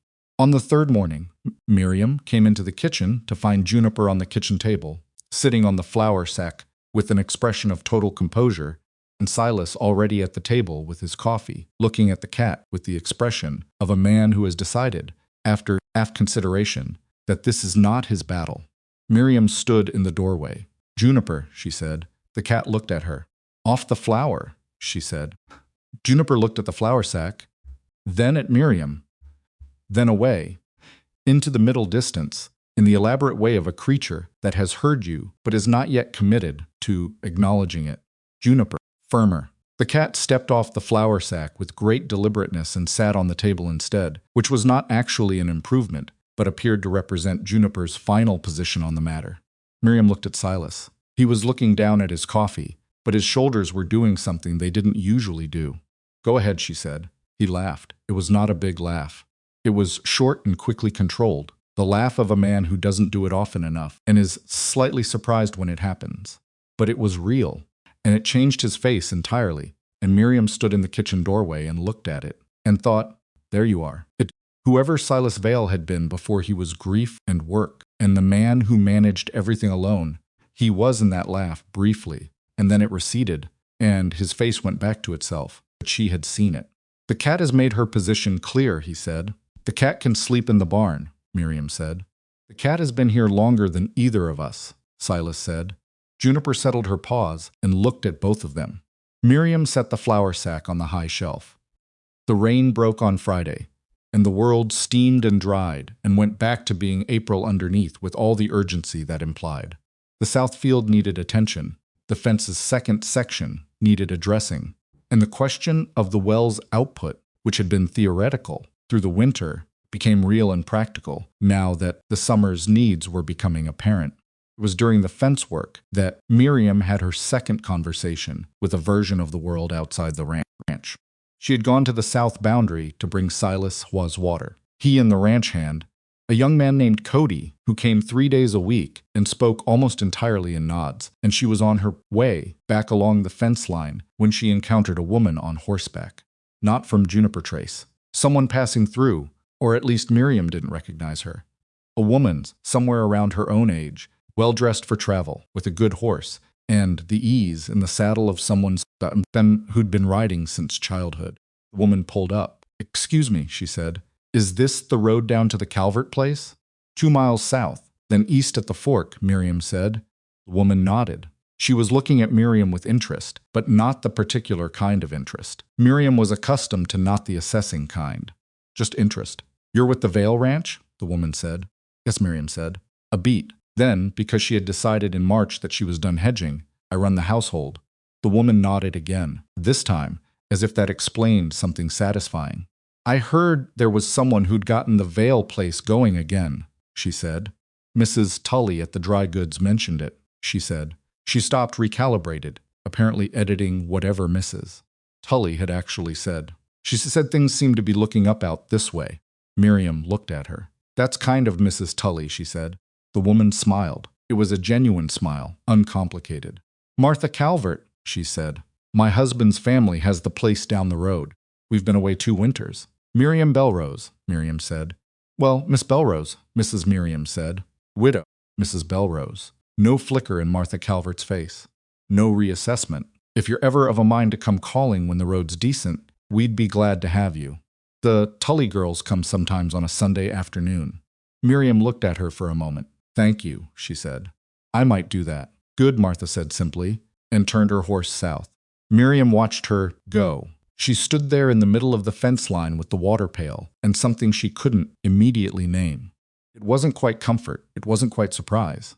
It was something quieter than either the small, almost startling experience of being treated like someone who lived here.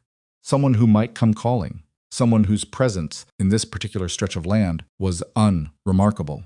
She walked back to the house. She didn't mention it at supper. But that night in the kitchen, she sat in her chair and thought about what it would feel like to be unremarkable here, to be the woman at the Vale Ranch in the same way that she had been in other towns, other kitchens, the woman who cooked for the Haverford house, or the woman who managed the kitchen at the Millbrook boarding house. Unremarkable, located. The word home moved through her mind. She let it go quickly, but it had been there. It was 2 weeks after the fence work, on a warm evening in late May, when Miriam packed her bag. She had not planned to. She had not even been fully conscious of what she was doing until she looked down and saw the bag open on the floor and her extra dress folded into it, and then she sat on the edge of the cot and looked at what she'd done. She had been thinking about Bram. Not the Bram who'd left in March. That conversation had come to something like a resolution, or at least a truce. The Bram from before. His voice in the garden. You're going to leave because you're not family and this isn't your life. She had been thinking about it because she'd made an error that afternoon. A small one. Domestic. Inconsequential in the large sense she had rearranged the supply shelf in the Roots cellar in a way that made more practical sense. And when Silas to find something in its old location, she'd redirected him without thinking. Automatic redirect of someone who knows exactly where everything is because she put it there. And he'd said thank you and found it. And that had been the whole of it. But later she'd thought about it, and what she'd thought was this. She had rearranged the shelf the way you rearrange something that's yours. Not the way a housekeeper rearranges a shelf she's responsible for. The way you rearrange your own things in your own space. And that had frightened her, not because it was wrong, because it wasn't. She had been here 8 months, and she had put down roots she hadn't acknowledged. In every room of this house, in the Roots cellar and the garden and the barn, and along the fence line and inside these children, and she was aware, inside herself. She had put down roots, and she had told herself she was only passing through slowly, and at some point those two things had stopped being compatible, and she had continued to tell herself the first one, rather than if ising, look at the second. She had packed the bag. Now she was sitting on the edge of the cot looking at it. She did not want to leave. That was the first honest thing. She did not want to leave this house, or these children, or this land, and she sat with this a moment, because it was the most frightening part, this man who had laughed at the cat, and sat up through her fever, and stood in Hargrove's store without, blinking and said, I did it badly, and I'll get another chance, and who had been, in the months since, doing the patient, imperfect, genuine work of trying to say the thing right. She did not want to leave. She also did not know if she had the right to stay. Not the practical right. Silas had made it clear she was welcome. The children had made it clear in their respective ways. Even Bram had made it clear before he left. The other kind of right. The one you have to earn from yourself, the permission you have to give your own life, to go the direction you actually want it to go, rather than the direction that seems least presumptuous.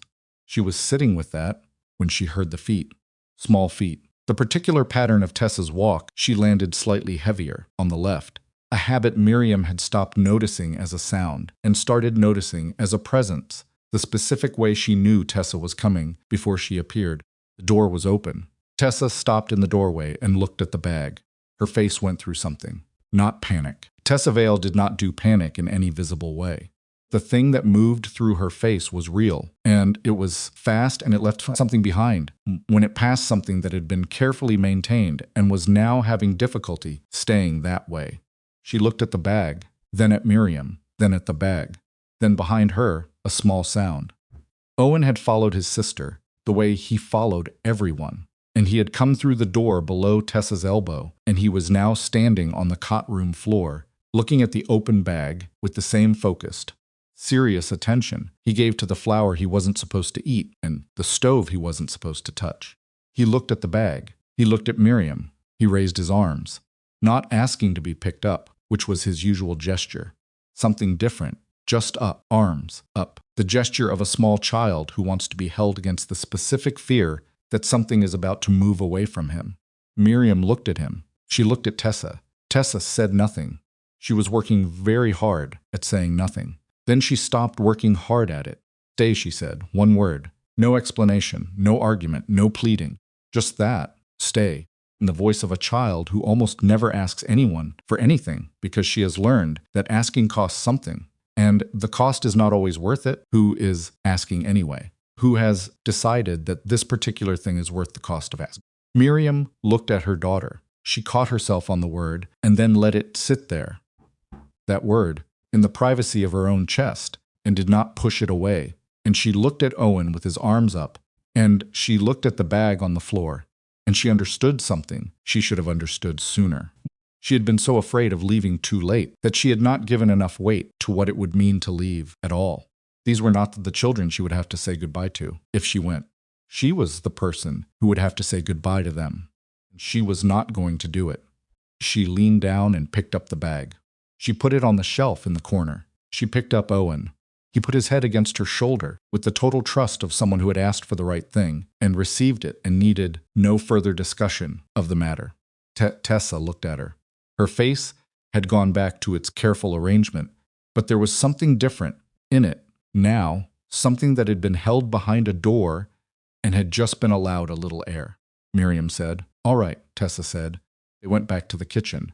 Miriam put Owen down by his corner and started the late supper she'd abandoned earlier. Tessa set the table without being asked. The stove caught quickly, the way it did now, that it was kept properly maintained, and she knew its particular habits, which side ran hotter, how long it needed before the oven was reliable, the sound it made when the damper was in exactly the right position. When Silas came in, he looked at the table, looked at the two of them, and seemed to register something in the arrangement of the room, some quality of settled that had been differently unsettled when he'd left an hour ago, though he could not have said how he knew that. He washed his hands and sat down. He said nothing about it. But after supper, when the children were in bed and Miriam was at the basin, he didn't go out to the porch the way he sometimes did in the evenings. He stayed at the table. She was aware of him there. "Miriam," he said. "I'm listening," she said. She heard him put his hands on the table. The sound of it, palms flat. The small, decisive sound of a man making a choice about how to hold himself. "So I want to say it right this time," he said. She set the bowl she was washing on the counter and turned around. He was looking at her, not the way he'd looked in the garden in March that had been earnest but constructed, a man delivering something he'd prepared. This was different. This was a man who had run out of preparation and was just looking at her with everything he had available on his face, which was not a comfortable place for him to be, and which he was choosing anyway. "I'm not asking you to be a solution," he said. "I'm not asking you to be practical. I'm not asking you because of the town or because of the children." He paused. "I'm asking because 8 months ago I came into my kitchen and something was different, and the different thing was you. And in 8 months, I have not once thought about going back to the way it was before." She looked at him. "I did it badly in March," he said. "I know I did. I put everything in the wrong order." "You did," she said. "I'm trying to put it in the right order now," he said, "which is, I want you here because of who you are. Not what you do, not what you fix. You a beat. Whatever that means for the arrangement. Whatever that looks like. I'll take it in whatever form you're willing to give it." Kitchen was warm. The fire was burning steady. From the back room came the deep, uncomplicated silence of two children who were safe and fed and asleep. Miriam looked at Silas Vale. She thought about the stove she had lit in October, and the bag she had just put on the shelf, and Owen's arms, and Tessa's one word, and the creek stone that had been making its way to wherever she was sitting for the past 3 months, and Martha. Calvert on horseback saying, "If you're ever of a mind to come calling," and the way this man had laughed at the cat and sat in the dark through her fever and stood in a store in Juniper Trace and said, "She helped bring my family back from the edge," and looked at her, after briefly, just checking, thought about the right order. He had said it in the right order this time. She crossed the kitchen. She sat down across from him. She put her hands on the table. He looked at them. She did not say yes, not in so many words. She said something that was all the words at once, which was sitting there in the kitchen at his table, in his house, which had become hers through 8 months of daily and unglamorous AD, and unglamorous and real work, and leaving her hands where they were. He looked at her hands for a moment. Then he put his hand over hers, not taking her hand, over it, covering it, the way you cover something you want to stay. She let it stay. They sat like that in the kitchen for a long time, in the warmth and the quiet, and neither of them said anything more, because the thing that needed to be said had been said, and the thing that needed to be decided had been decided, and the rest of it was going to be the ordinary, complicated, daily work of two imperfect people who had chosen each other, which was not a simple thing, and was not going to be easy, and was, all the same, the thing they were choosing. Outside, Juniper had returned to the barn on her own terms. The old hound Corker was on the porch, breathing slow, doing his late-night accounting of the sounds around the property. Cottonwoods moved in the evening air. The road that ran past the property went west the way it always had, toward whatever was out there, toward the next town and the one after, and all the places that had not wanted Miriam Bellrose when she came through their doors. It went west without her. She was already somewhere. The hand over hers was still there when she woke up the next morning. Not literally, they had gone to their separate rooms, as they always did, without ceremony, without the discussion of what the evening had meant or what it made official. The weight of it was still there, in her palm, when she got up in the dark and dressed and went to light the stove. And she carried it through the morning, the way you carry something you don't want to put down yet. She made biscuits. Not because biscuits were on any particular plan for the morning, but because her hands needed something careful to do. And biscuit dough is unforgiving if you're not paying attention, too much working, and it toughens too little and it falls apart. And she needed the discipline of a thing that demanded her full focus. Cut the fat into the flour with the particular motion she'd learned so long ago. It had stopped being a technique and become simply the way her hands moved, and she thought about nothing except what she was doing. And by the time Owen appeared in the kitchen doorway, with his hair going 4 directions, and his expression suggesting he considered the early morning a personal affront to his dignity, the biscuits were in the oven, and she was herself again. "Mo," Owen said, pointing at the oven. 20 minutes, she said. He sat down on the floor directly in front of the oven and prepared to wait. That was the morning after. The days that followed did not transform. That was the thing about real life, that stories sometimes got wrong. The moment of decision did not rearrange everything around it, like furniture being moved into a better configuration. The South Field still had its hardpan problem. The well's output was still a question to be resolved before summer deepened. Cody still came 3 days a week and still communicated primarily through nods and the occasional syllable. Juniper the barn cat still had opinions about where she was and was not welcome. But something had shifted underneath all of it, and the shift was permanent, and they both knew it. Silas started asking her things differently. Not what do you think we should bring from town next week, but what do we need? 2-letter difference that meant everything. She noticed it the first time and didn't comment on it, but she felt it the way you feel a change in elevation, not dramatic. Just the air being a different kind of air. She started answering differently, too. She stopped editing herself toward the practical and away from the personal. She told him the well needed to be evaluated before July, not the well might be worth looking at. She told him the east fence section was going to fail before fall, not I noticed the east fence seemed a bit worn. She spoke from inside the situation rather than from the careful remove of someone who isn't sure they've been invited all the way in. He listened. He pushed back. Occasionally, he had his own views, and they were not always the same as hers, and they had a disagreement about the well in the first week of June that was not resolved easily, and was, in fact, not entirely resolved.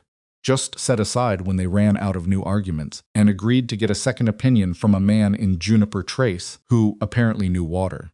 But the disagreement happened the way disagreements happen between two people who are not performing patience each other, with some heat, with some stubbornness, the occasional flat silence that meant, I have heard your point, and I still don't agree with it.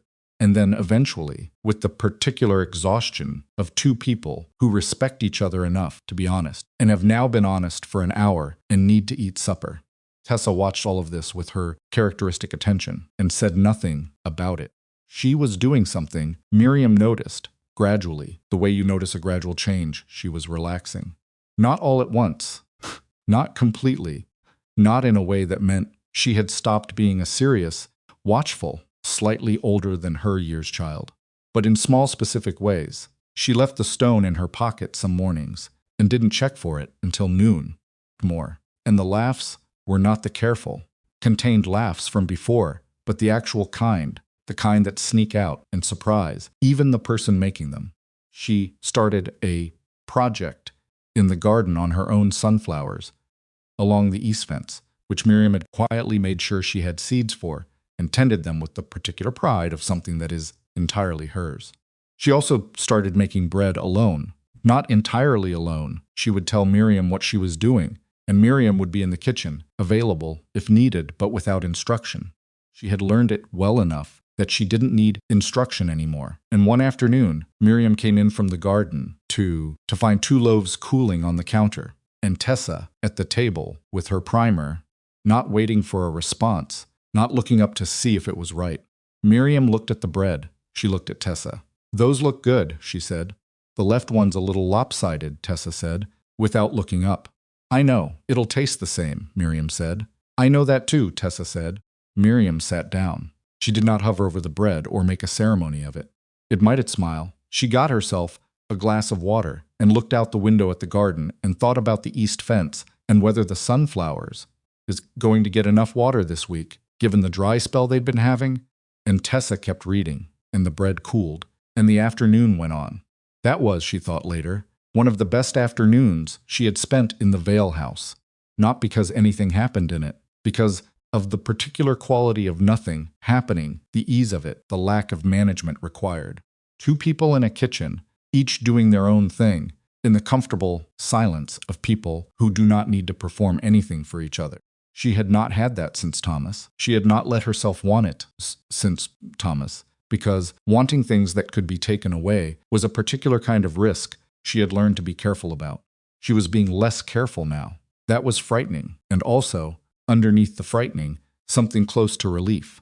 Bram came back in July. He did not announce himself in advance, which was apparently consistent with how he'd done it in March, and likely how he did everything arriving when he arrived, without apology for the timing. Miriam heard the horse and looked out the window and recognized him from the way he sat in the saddle. And she stood at the window for a moment and thought about what she felt, which was something complicated and not entirely comfortable. She put the kettle on. He came into the kitchen because that was where the house's life was, had always been, even before she came. Came in and stopped and looked around with the expression of a man who expected to walk into something and has walked into something different, though he couldn't yet say what. "Bram," she said. "Mrs. Bellrose," he said. Then, with a slight adjustment, "Miriam." "There's coffee," she said. He sat down. He looked at the kitchen.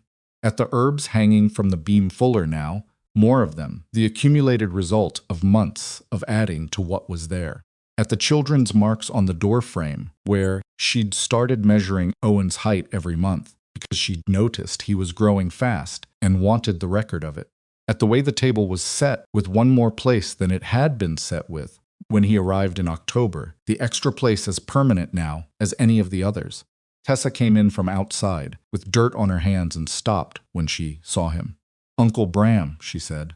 This time there was more in her voice than the polite containment of March.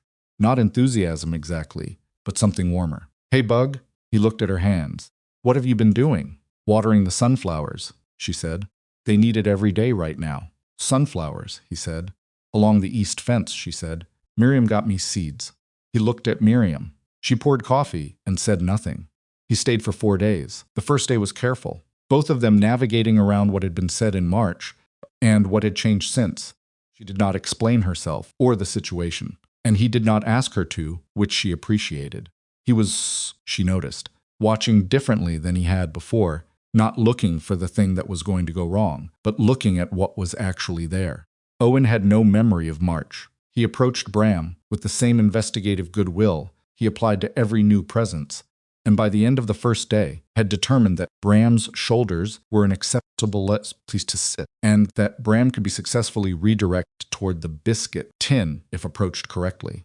The second day Bram came into the kitchen while she was making supper and picked up a knife and started cutting vegetables without being asked, and she moved over to give him room, and they worked alongside each other for a while without speaking.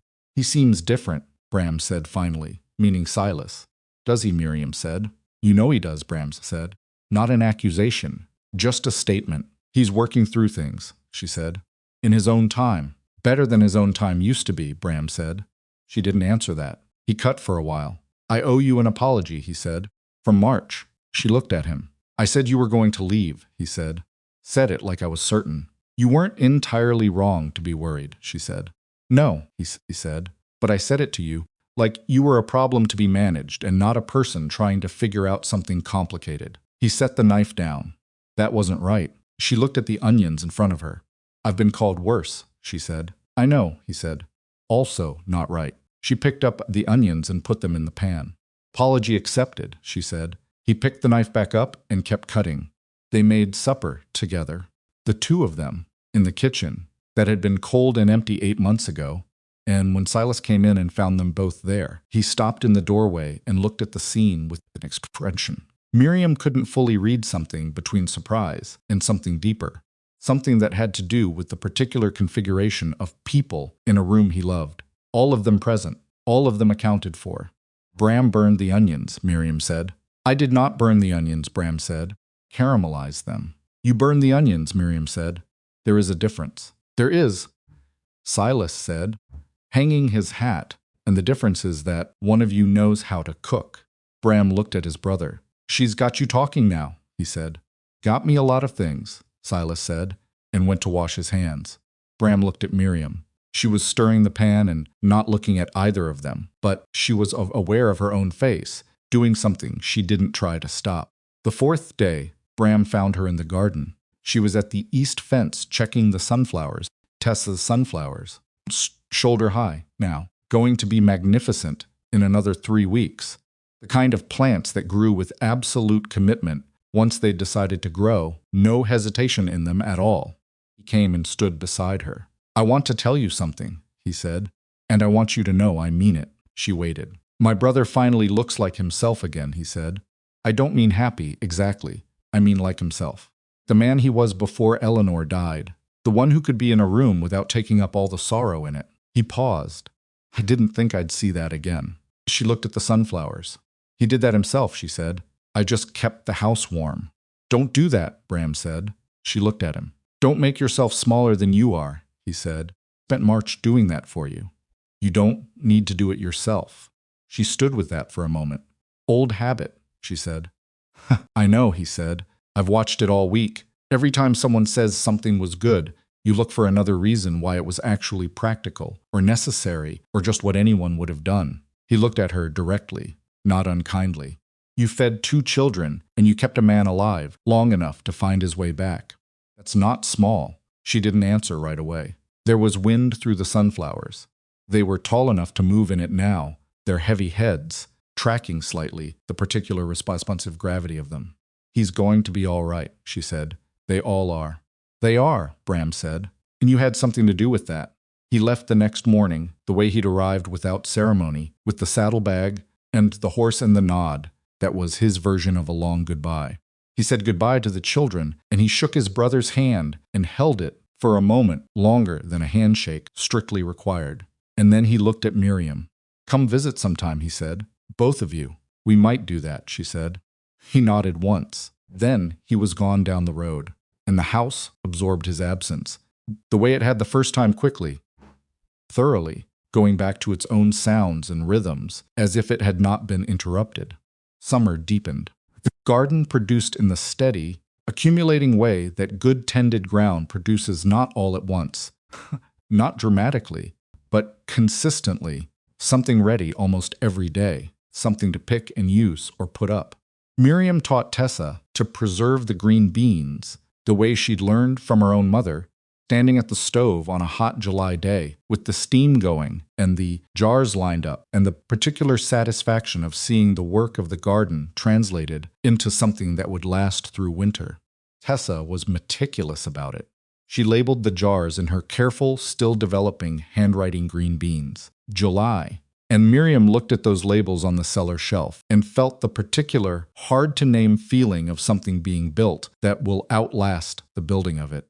Owen turned 3 in August. They had not made a particular ceremony of his birthday. The year before, Miriam hadn't known when it was, and Tessa had mentioned it only afterward, the way Tessa sometimes mentioned things that had already passed, as if she was still deciding whether they mattered enough to say out loud. This year, Tessa told her in advance, and she told her with intention, which was different. Miriam made a cake, not an elaborate one. She was not given to elaborate for its own sake, and the ingredients the ranch produced did not lend themselves to elaboration. But a real one, honey, sweetened, with dried fruit folded in, and she let Owen sit on the counter beside her while she made it because he had strong opinions about everything she did in the kitchen, and she had learned that including him was easier than having him observe disapprovingly from the floor. He watched the batter come together with the focused attention of a professional consultant. "Mo," he said, indicating the bowl. "After it's baked," she said. "Mo," he said again, with some urgency, after she said. He accepted this with the stoic patience of someone who has learned that some negotiations simply cannot be won. Silas came in while she was sliding it into the oven and saw Owen on the counter and said nothing about it, which was itself a comment on how far they had all come from the man who had come home to a stranger in his kitchen, asked, "Who are you?" with a flat measuring voice. "What time is Cody coming tomorrow?" Miriam asked. 7, Silas said. "We're moving the cattle off the south pasture." "I'll have something ready early then," she said. He went to wash up. She shut the oven door. Owen hummed something tuneless and proprietary on the counter. That was the whole of it, that small exchange, that ordinary scheduling of ordinary things. And yet she registered at the naturalness of it, how completely unremarkable it was to be in this kitchen, talking about tomorrow's plans, as if tomorrow was as much hers as his, because it was. Cake came out right. They ate it after supper, all 4 of them.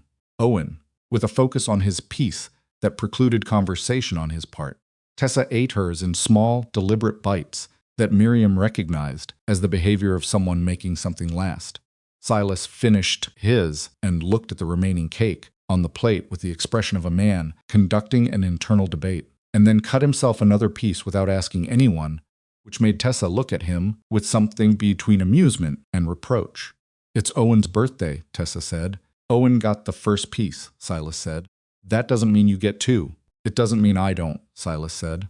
Owen looked up from his plate at the sound of the word 2 and held up 2 fingers, not following the conversation, but he had recently discovered he could do it and found occasions to demonstrate the skill. 2, he confirmed. "There," Silas said. "Owen agrees."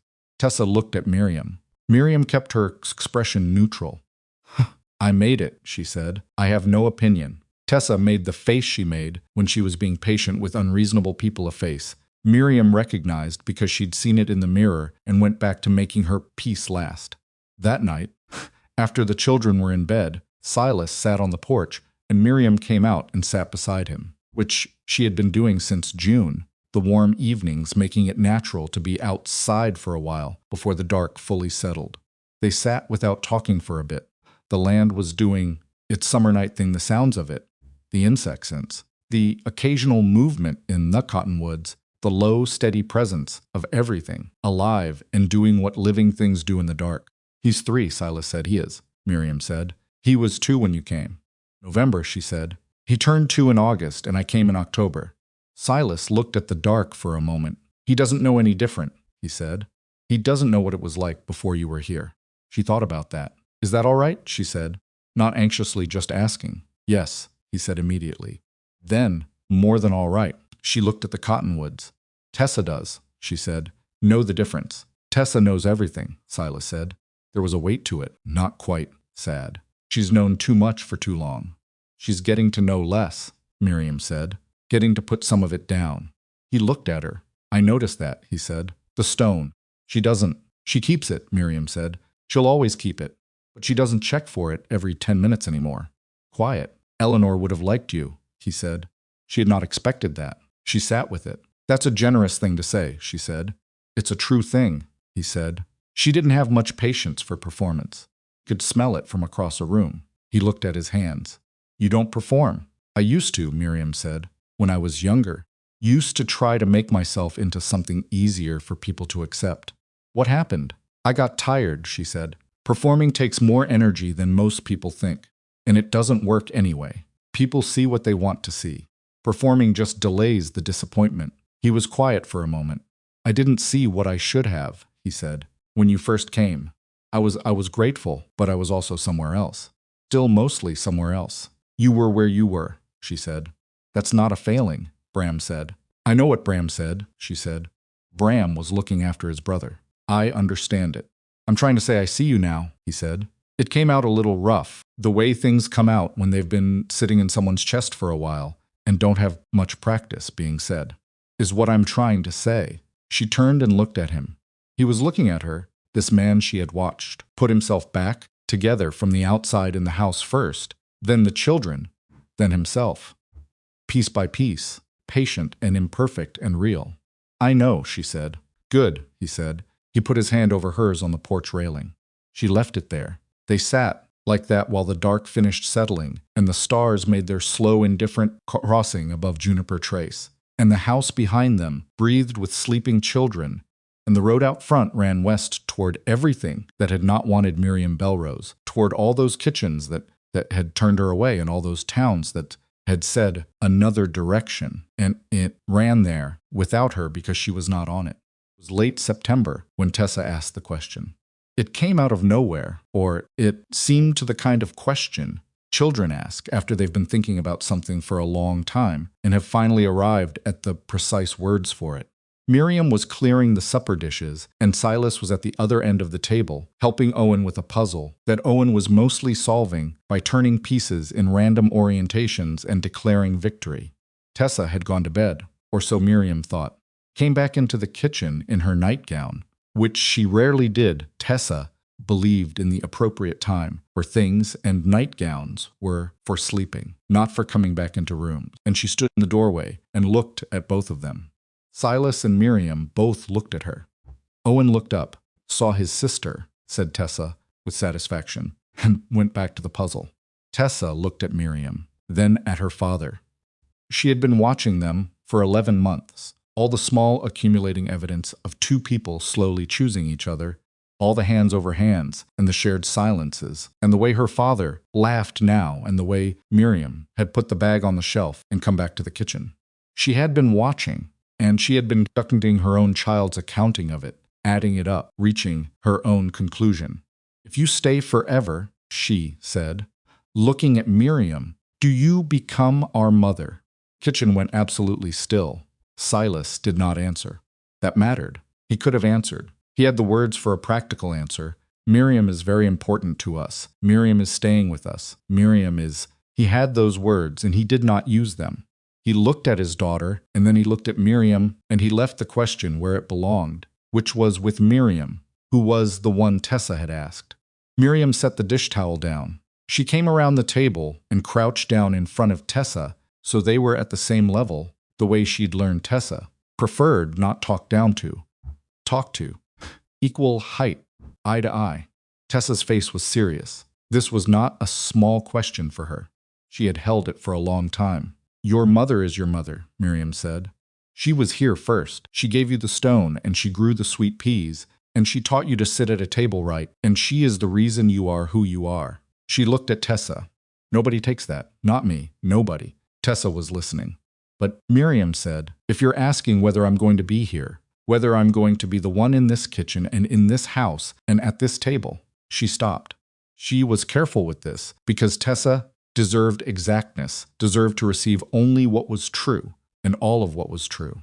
Then yes, I'm staying. Tessa was very still. And if you're asking whether I love you, Miriam said, whether you and Owen are. She did not have a word that was exactly right, so she chose the most honest one, mine. Whether you're mine, then yes, you are. Something happened in Tessa's face. not crying. Tessa Vale did not cry easily, but something gave way, some last piece of the careful structure she'd built around herself.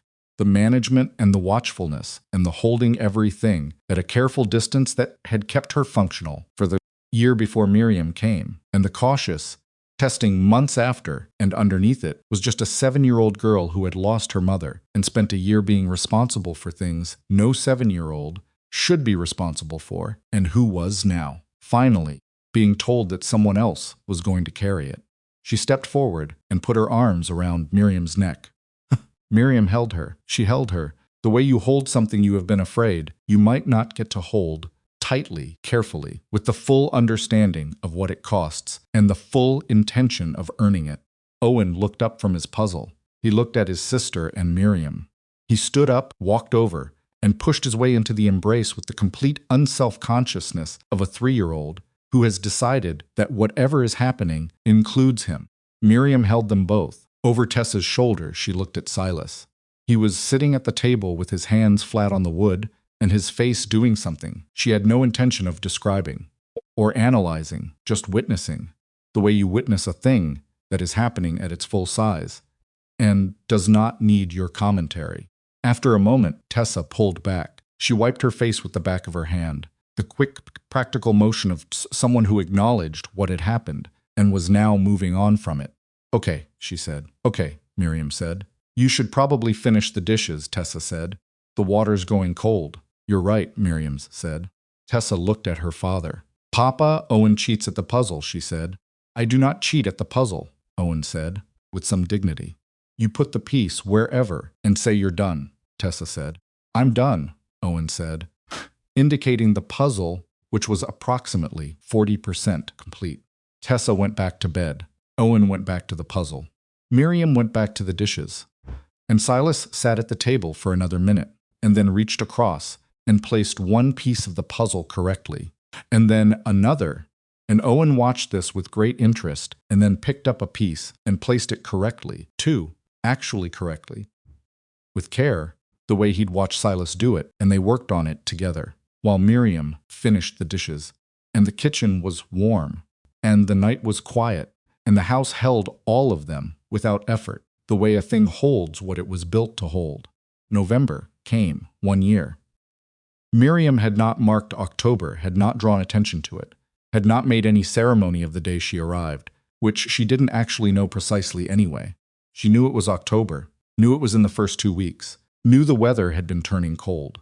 She didn't know the date. But November she knew. She had been here a year. She stood in the garden on a morning in early November when the first frost had come and gone, and left the earth changed. The way a person changes after something hard, still the same ground, but harder on the surface, different underneath. The garden was done for the season. The tomato plants were dead, the bean rows reduced to dry sticks, the squash harvested weeks ago and sitting in the root cellar. The sunflowers along the east fence were gone to their seeds. The ones the birds hadn't taken, and those seeds were in a paper packet in the kitchen to be planted again in spring. She stood at the edge of the garden bed and looked at it. A year ago she had stood on the road outside this property and heard a child crying. She had not known these people. She had not known this land, this house, this particular bend in the road. She had not known about Owen's blue cup, or Tessa's stone, or the way Silas laughed, or the root cellar's preserves, or the barn cat's intractable opinions about her living arrangements. She had not known any of it. She knew all of it now. That was the year. That was what a year was, not time passing, but knowing accumulating, the specific and irreplaceable knowledge of particular people in a particular place, the knowledge that cannot be transferred or replicated, that belongs to where you've been and what you've stayed for. She heard boots on the frost-hard ground. Silas came around the corner of the house and stood beside her. He looked at the garden. "Done for the year," he said. "Good year," she said. He looked at her. "Yes," he said. It was. He was looking at her, and not at the garden, and she was aware of that, and didn't look away. And he said what he said, the way he'd learned to say things directly, without the long preparation that used to precede anything personal, preparation he'd been slowly setting down since May, since June, since the porch and the puzzle and the children asleep, and the two of them being the only ones awake. I want to ask you something, he said. I'm listening, she said. Properly this time, he said. The right order. She looked at him. This man, this lean, careful, gray at the temples, grief-worn, steady man who fixed things in the house without announcing it and stayed up through fevers and stood in stores without flinching and was learning imperfectly. Genuinely, in the only way things are actually learned how to let someone in. Miriam Bellrose, he said, will you marry me? Not because of the town, not because of the children. He held her gaze, because I want you here, because I would like the rest of my life to have you in it. Because he stopped, pressed on, because when you came through that door a year ago, something in this house woke up that I didn't know was still alive. The frost was on the garden, and the sky was the particular blue of November mornings, cold and absolute, and the cottonwoods had lost their leaves. And somewhere inside the house, Owen was awake and talking to himself in the way he did in the mornings, a running narration of whatever occupied his attention. She looked at Silas Vale. She thought about the woman who had walked up to this door a year ago, the woman who had won $3.50 and been turned away from every kitchen in 3 counties, who had been told in 1,000 ways that she was not what Owen was looking for, who had almost kept walking when she heard the crying, who had meant to leave after supper, and then after breakfast, and then after winter, and then in the spring, and who had packed a bag one night and unpacked it because of one word from a 7-year-old girl. That woman was standing in a garden she had grown, in a house she had kept, among people who had chosen her as plainly and completely as she had chosen them. Yes, she said, it was not a complicated yes. It was not a relieved yes or a resigned yes or a practical yes. It was the kind of yes that comes from a person who has done enough thinking and has arrived at the truth and is done thinking and is ready to live it. He let out a breath, not dramatic, just the breath of a man who had been carrying something and has set it down. He reached out and she took his hand, not his hand over hers this time, but both of them, the full grip of 2 people who have decided. They stood in the dead garden in November, and neither of them said anything more because there was nothing more that needed saying. Not right now, not this morning. The saying would come later to Tessa, who would receive the information with her characteristic seriousness and probably ask 3 clarifying questions. Owen, who would not understand, and would then decide he understood and would nod with authority. To Bram, in a letter, to which he would in fewer words than the news deserved, but which would contain something real.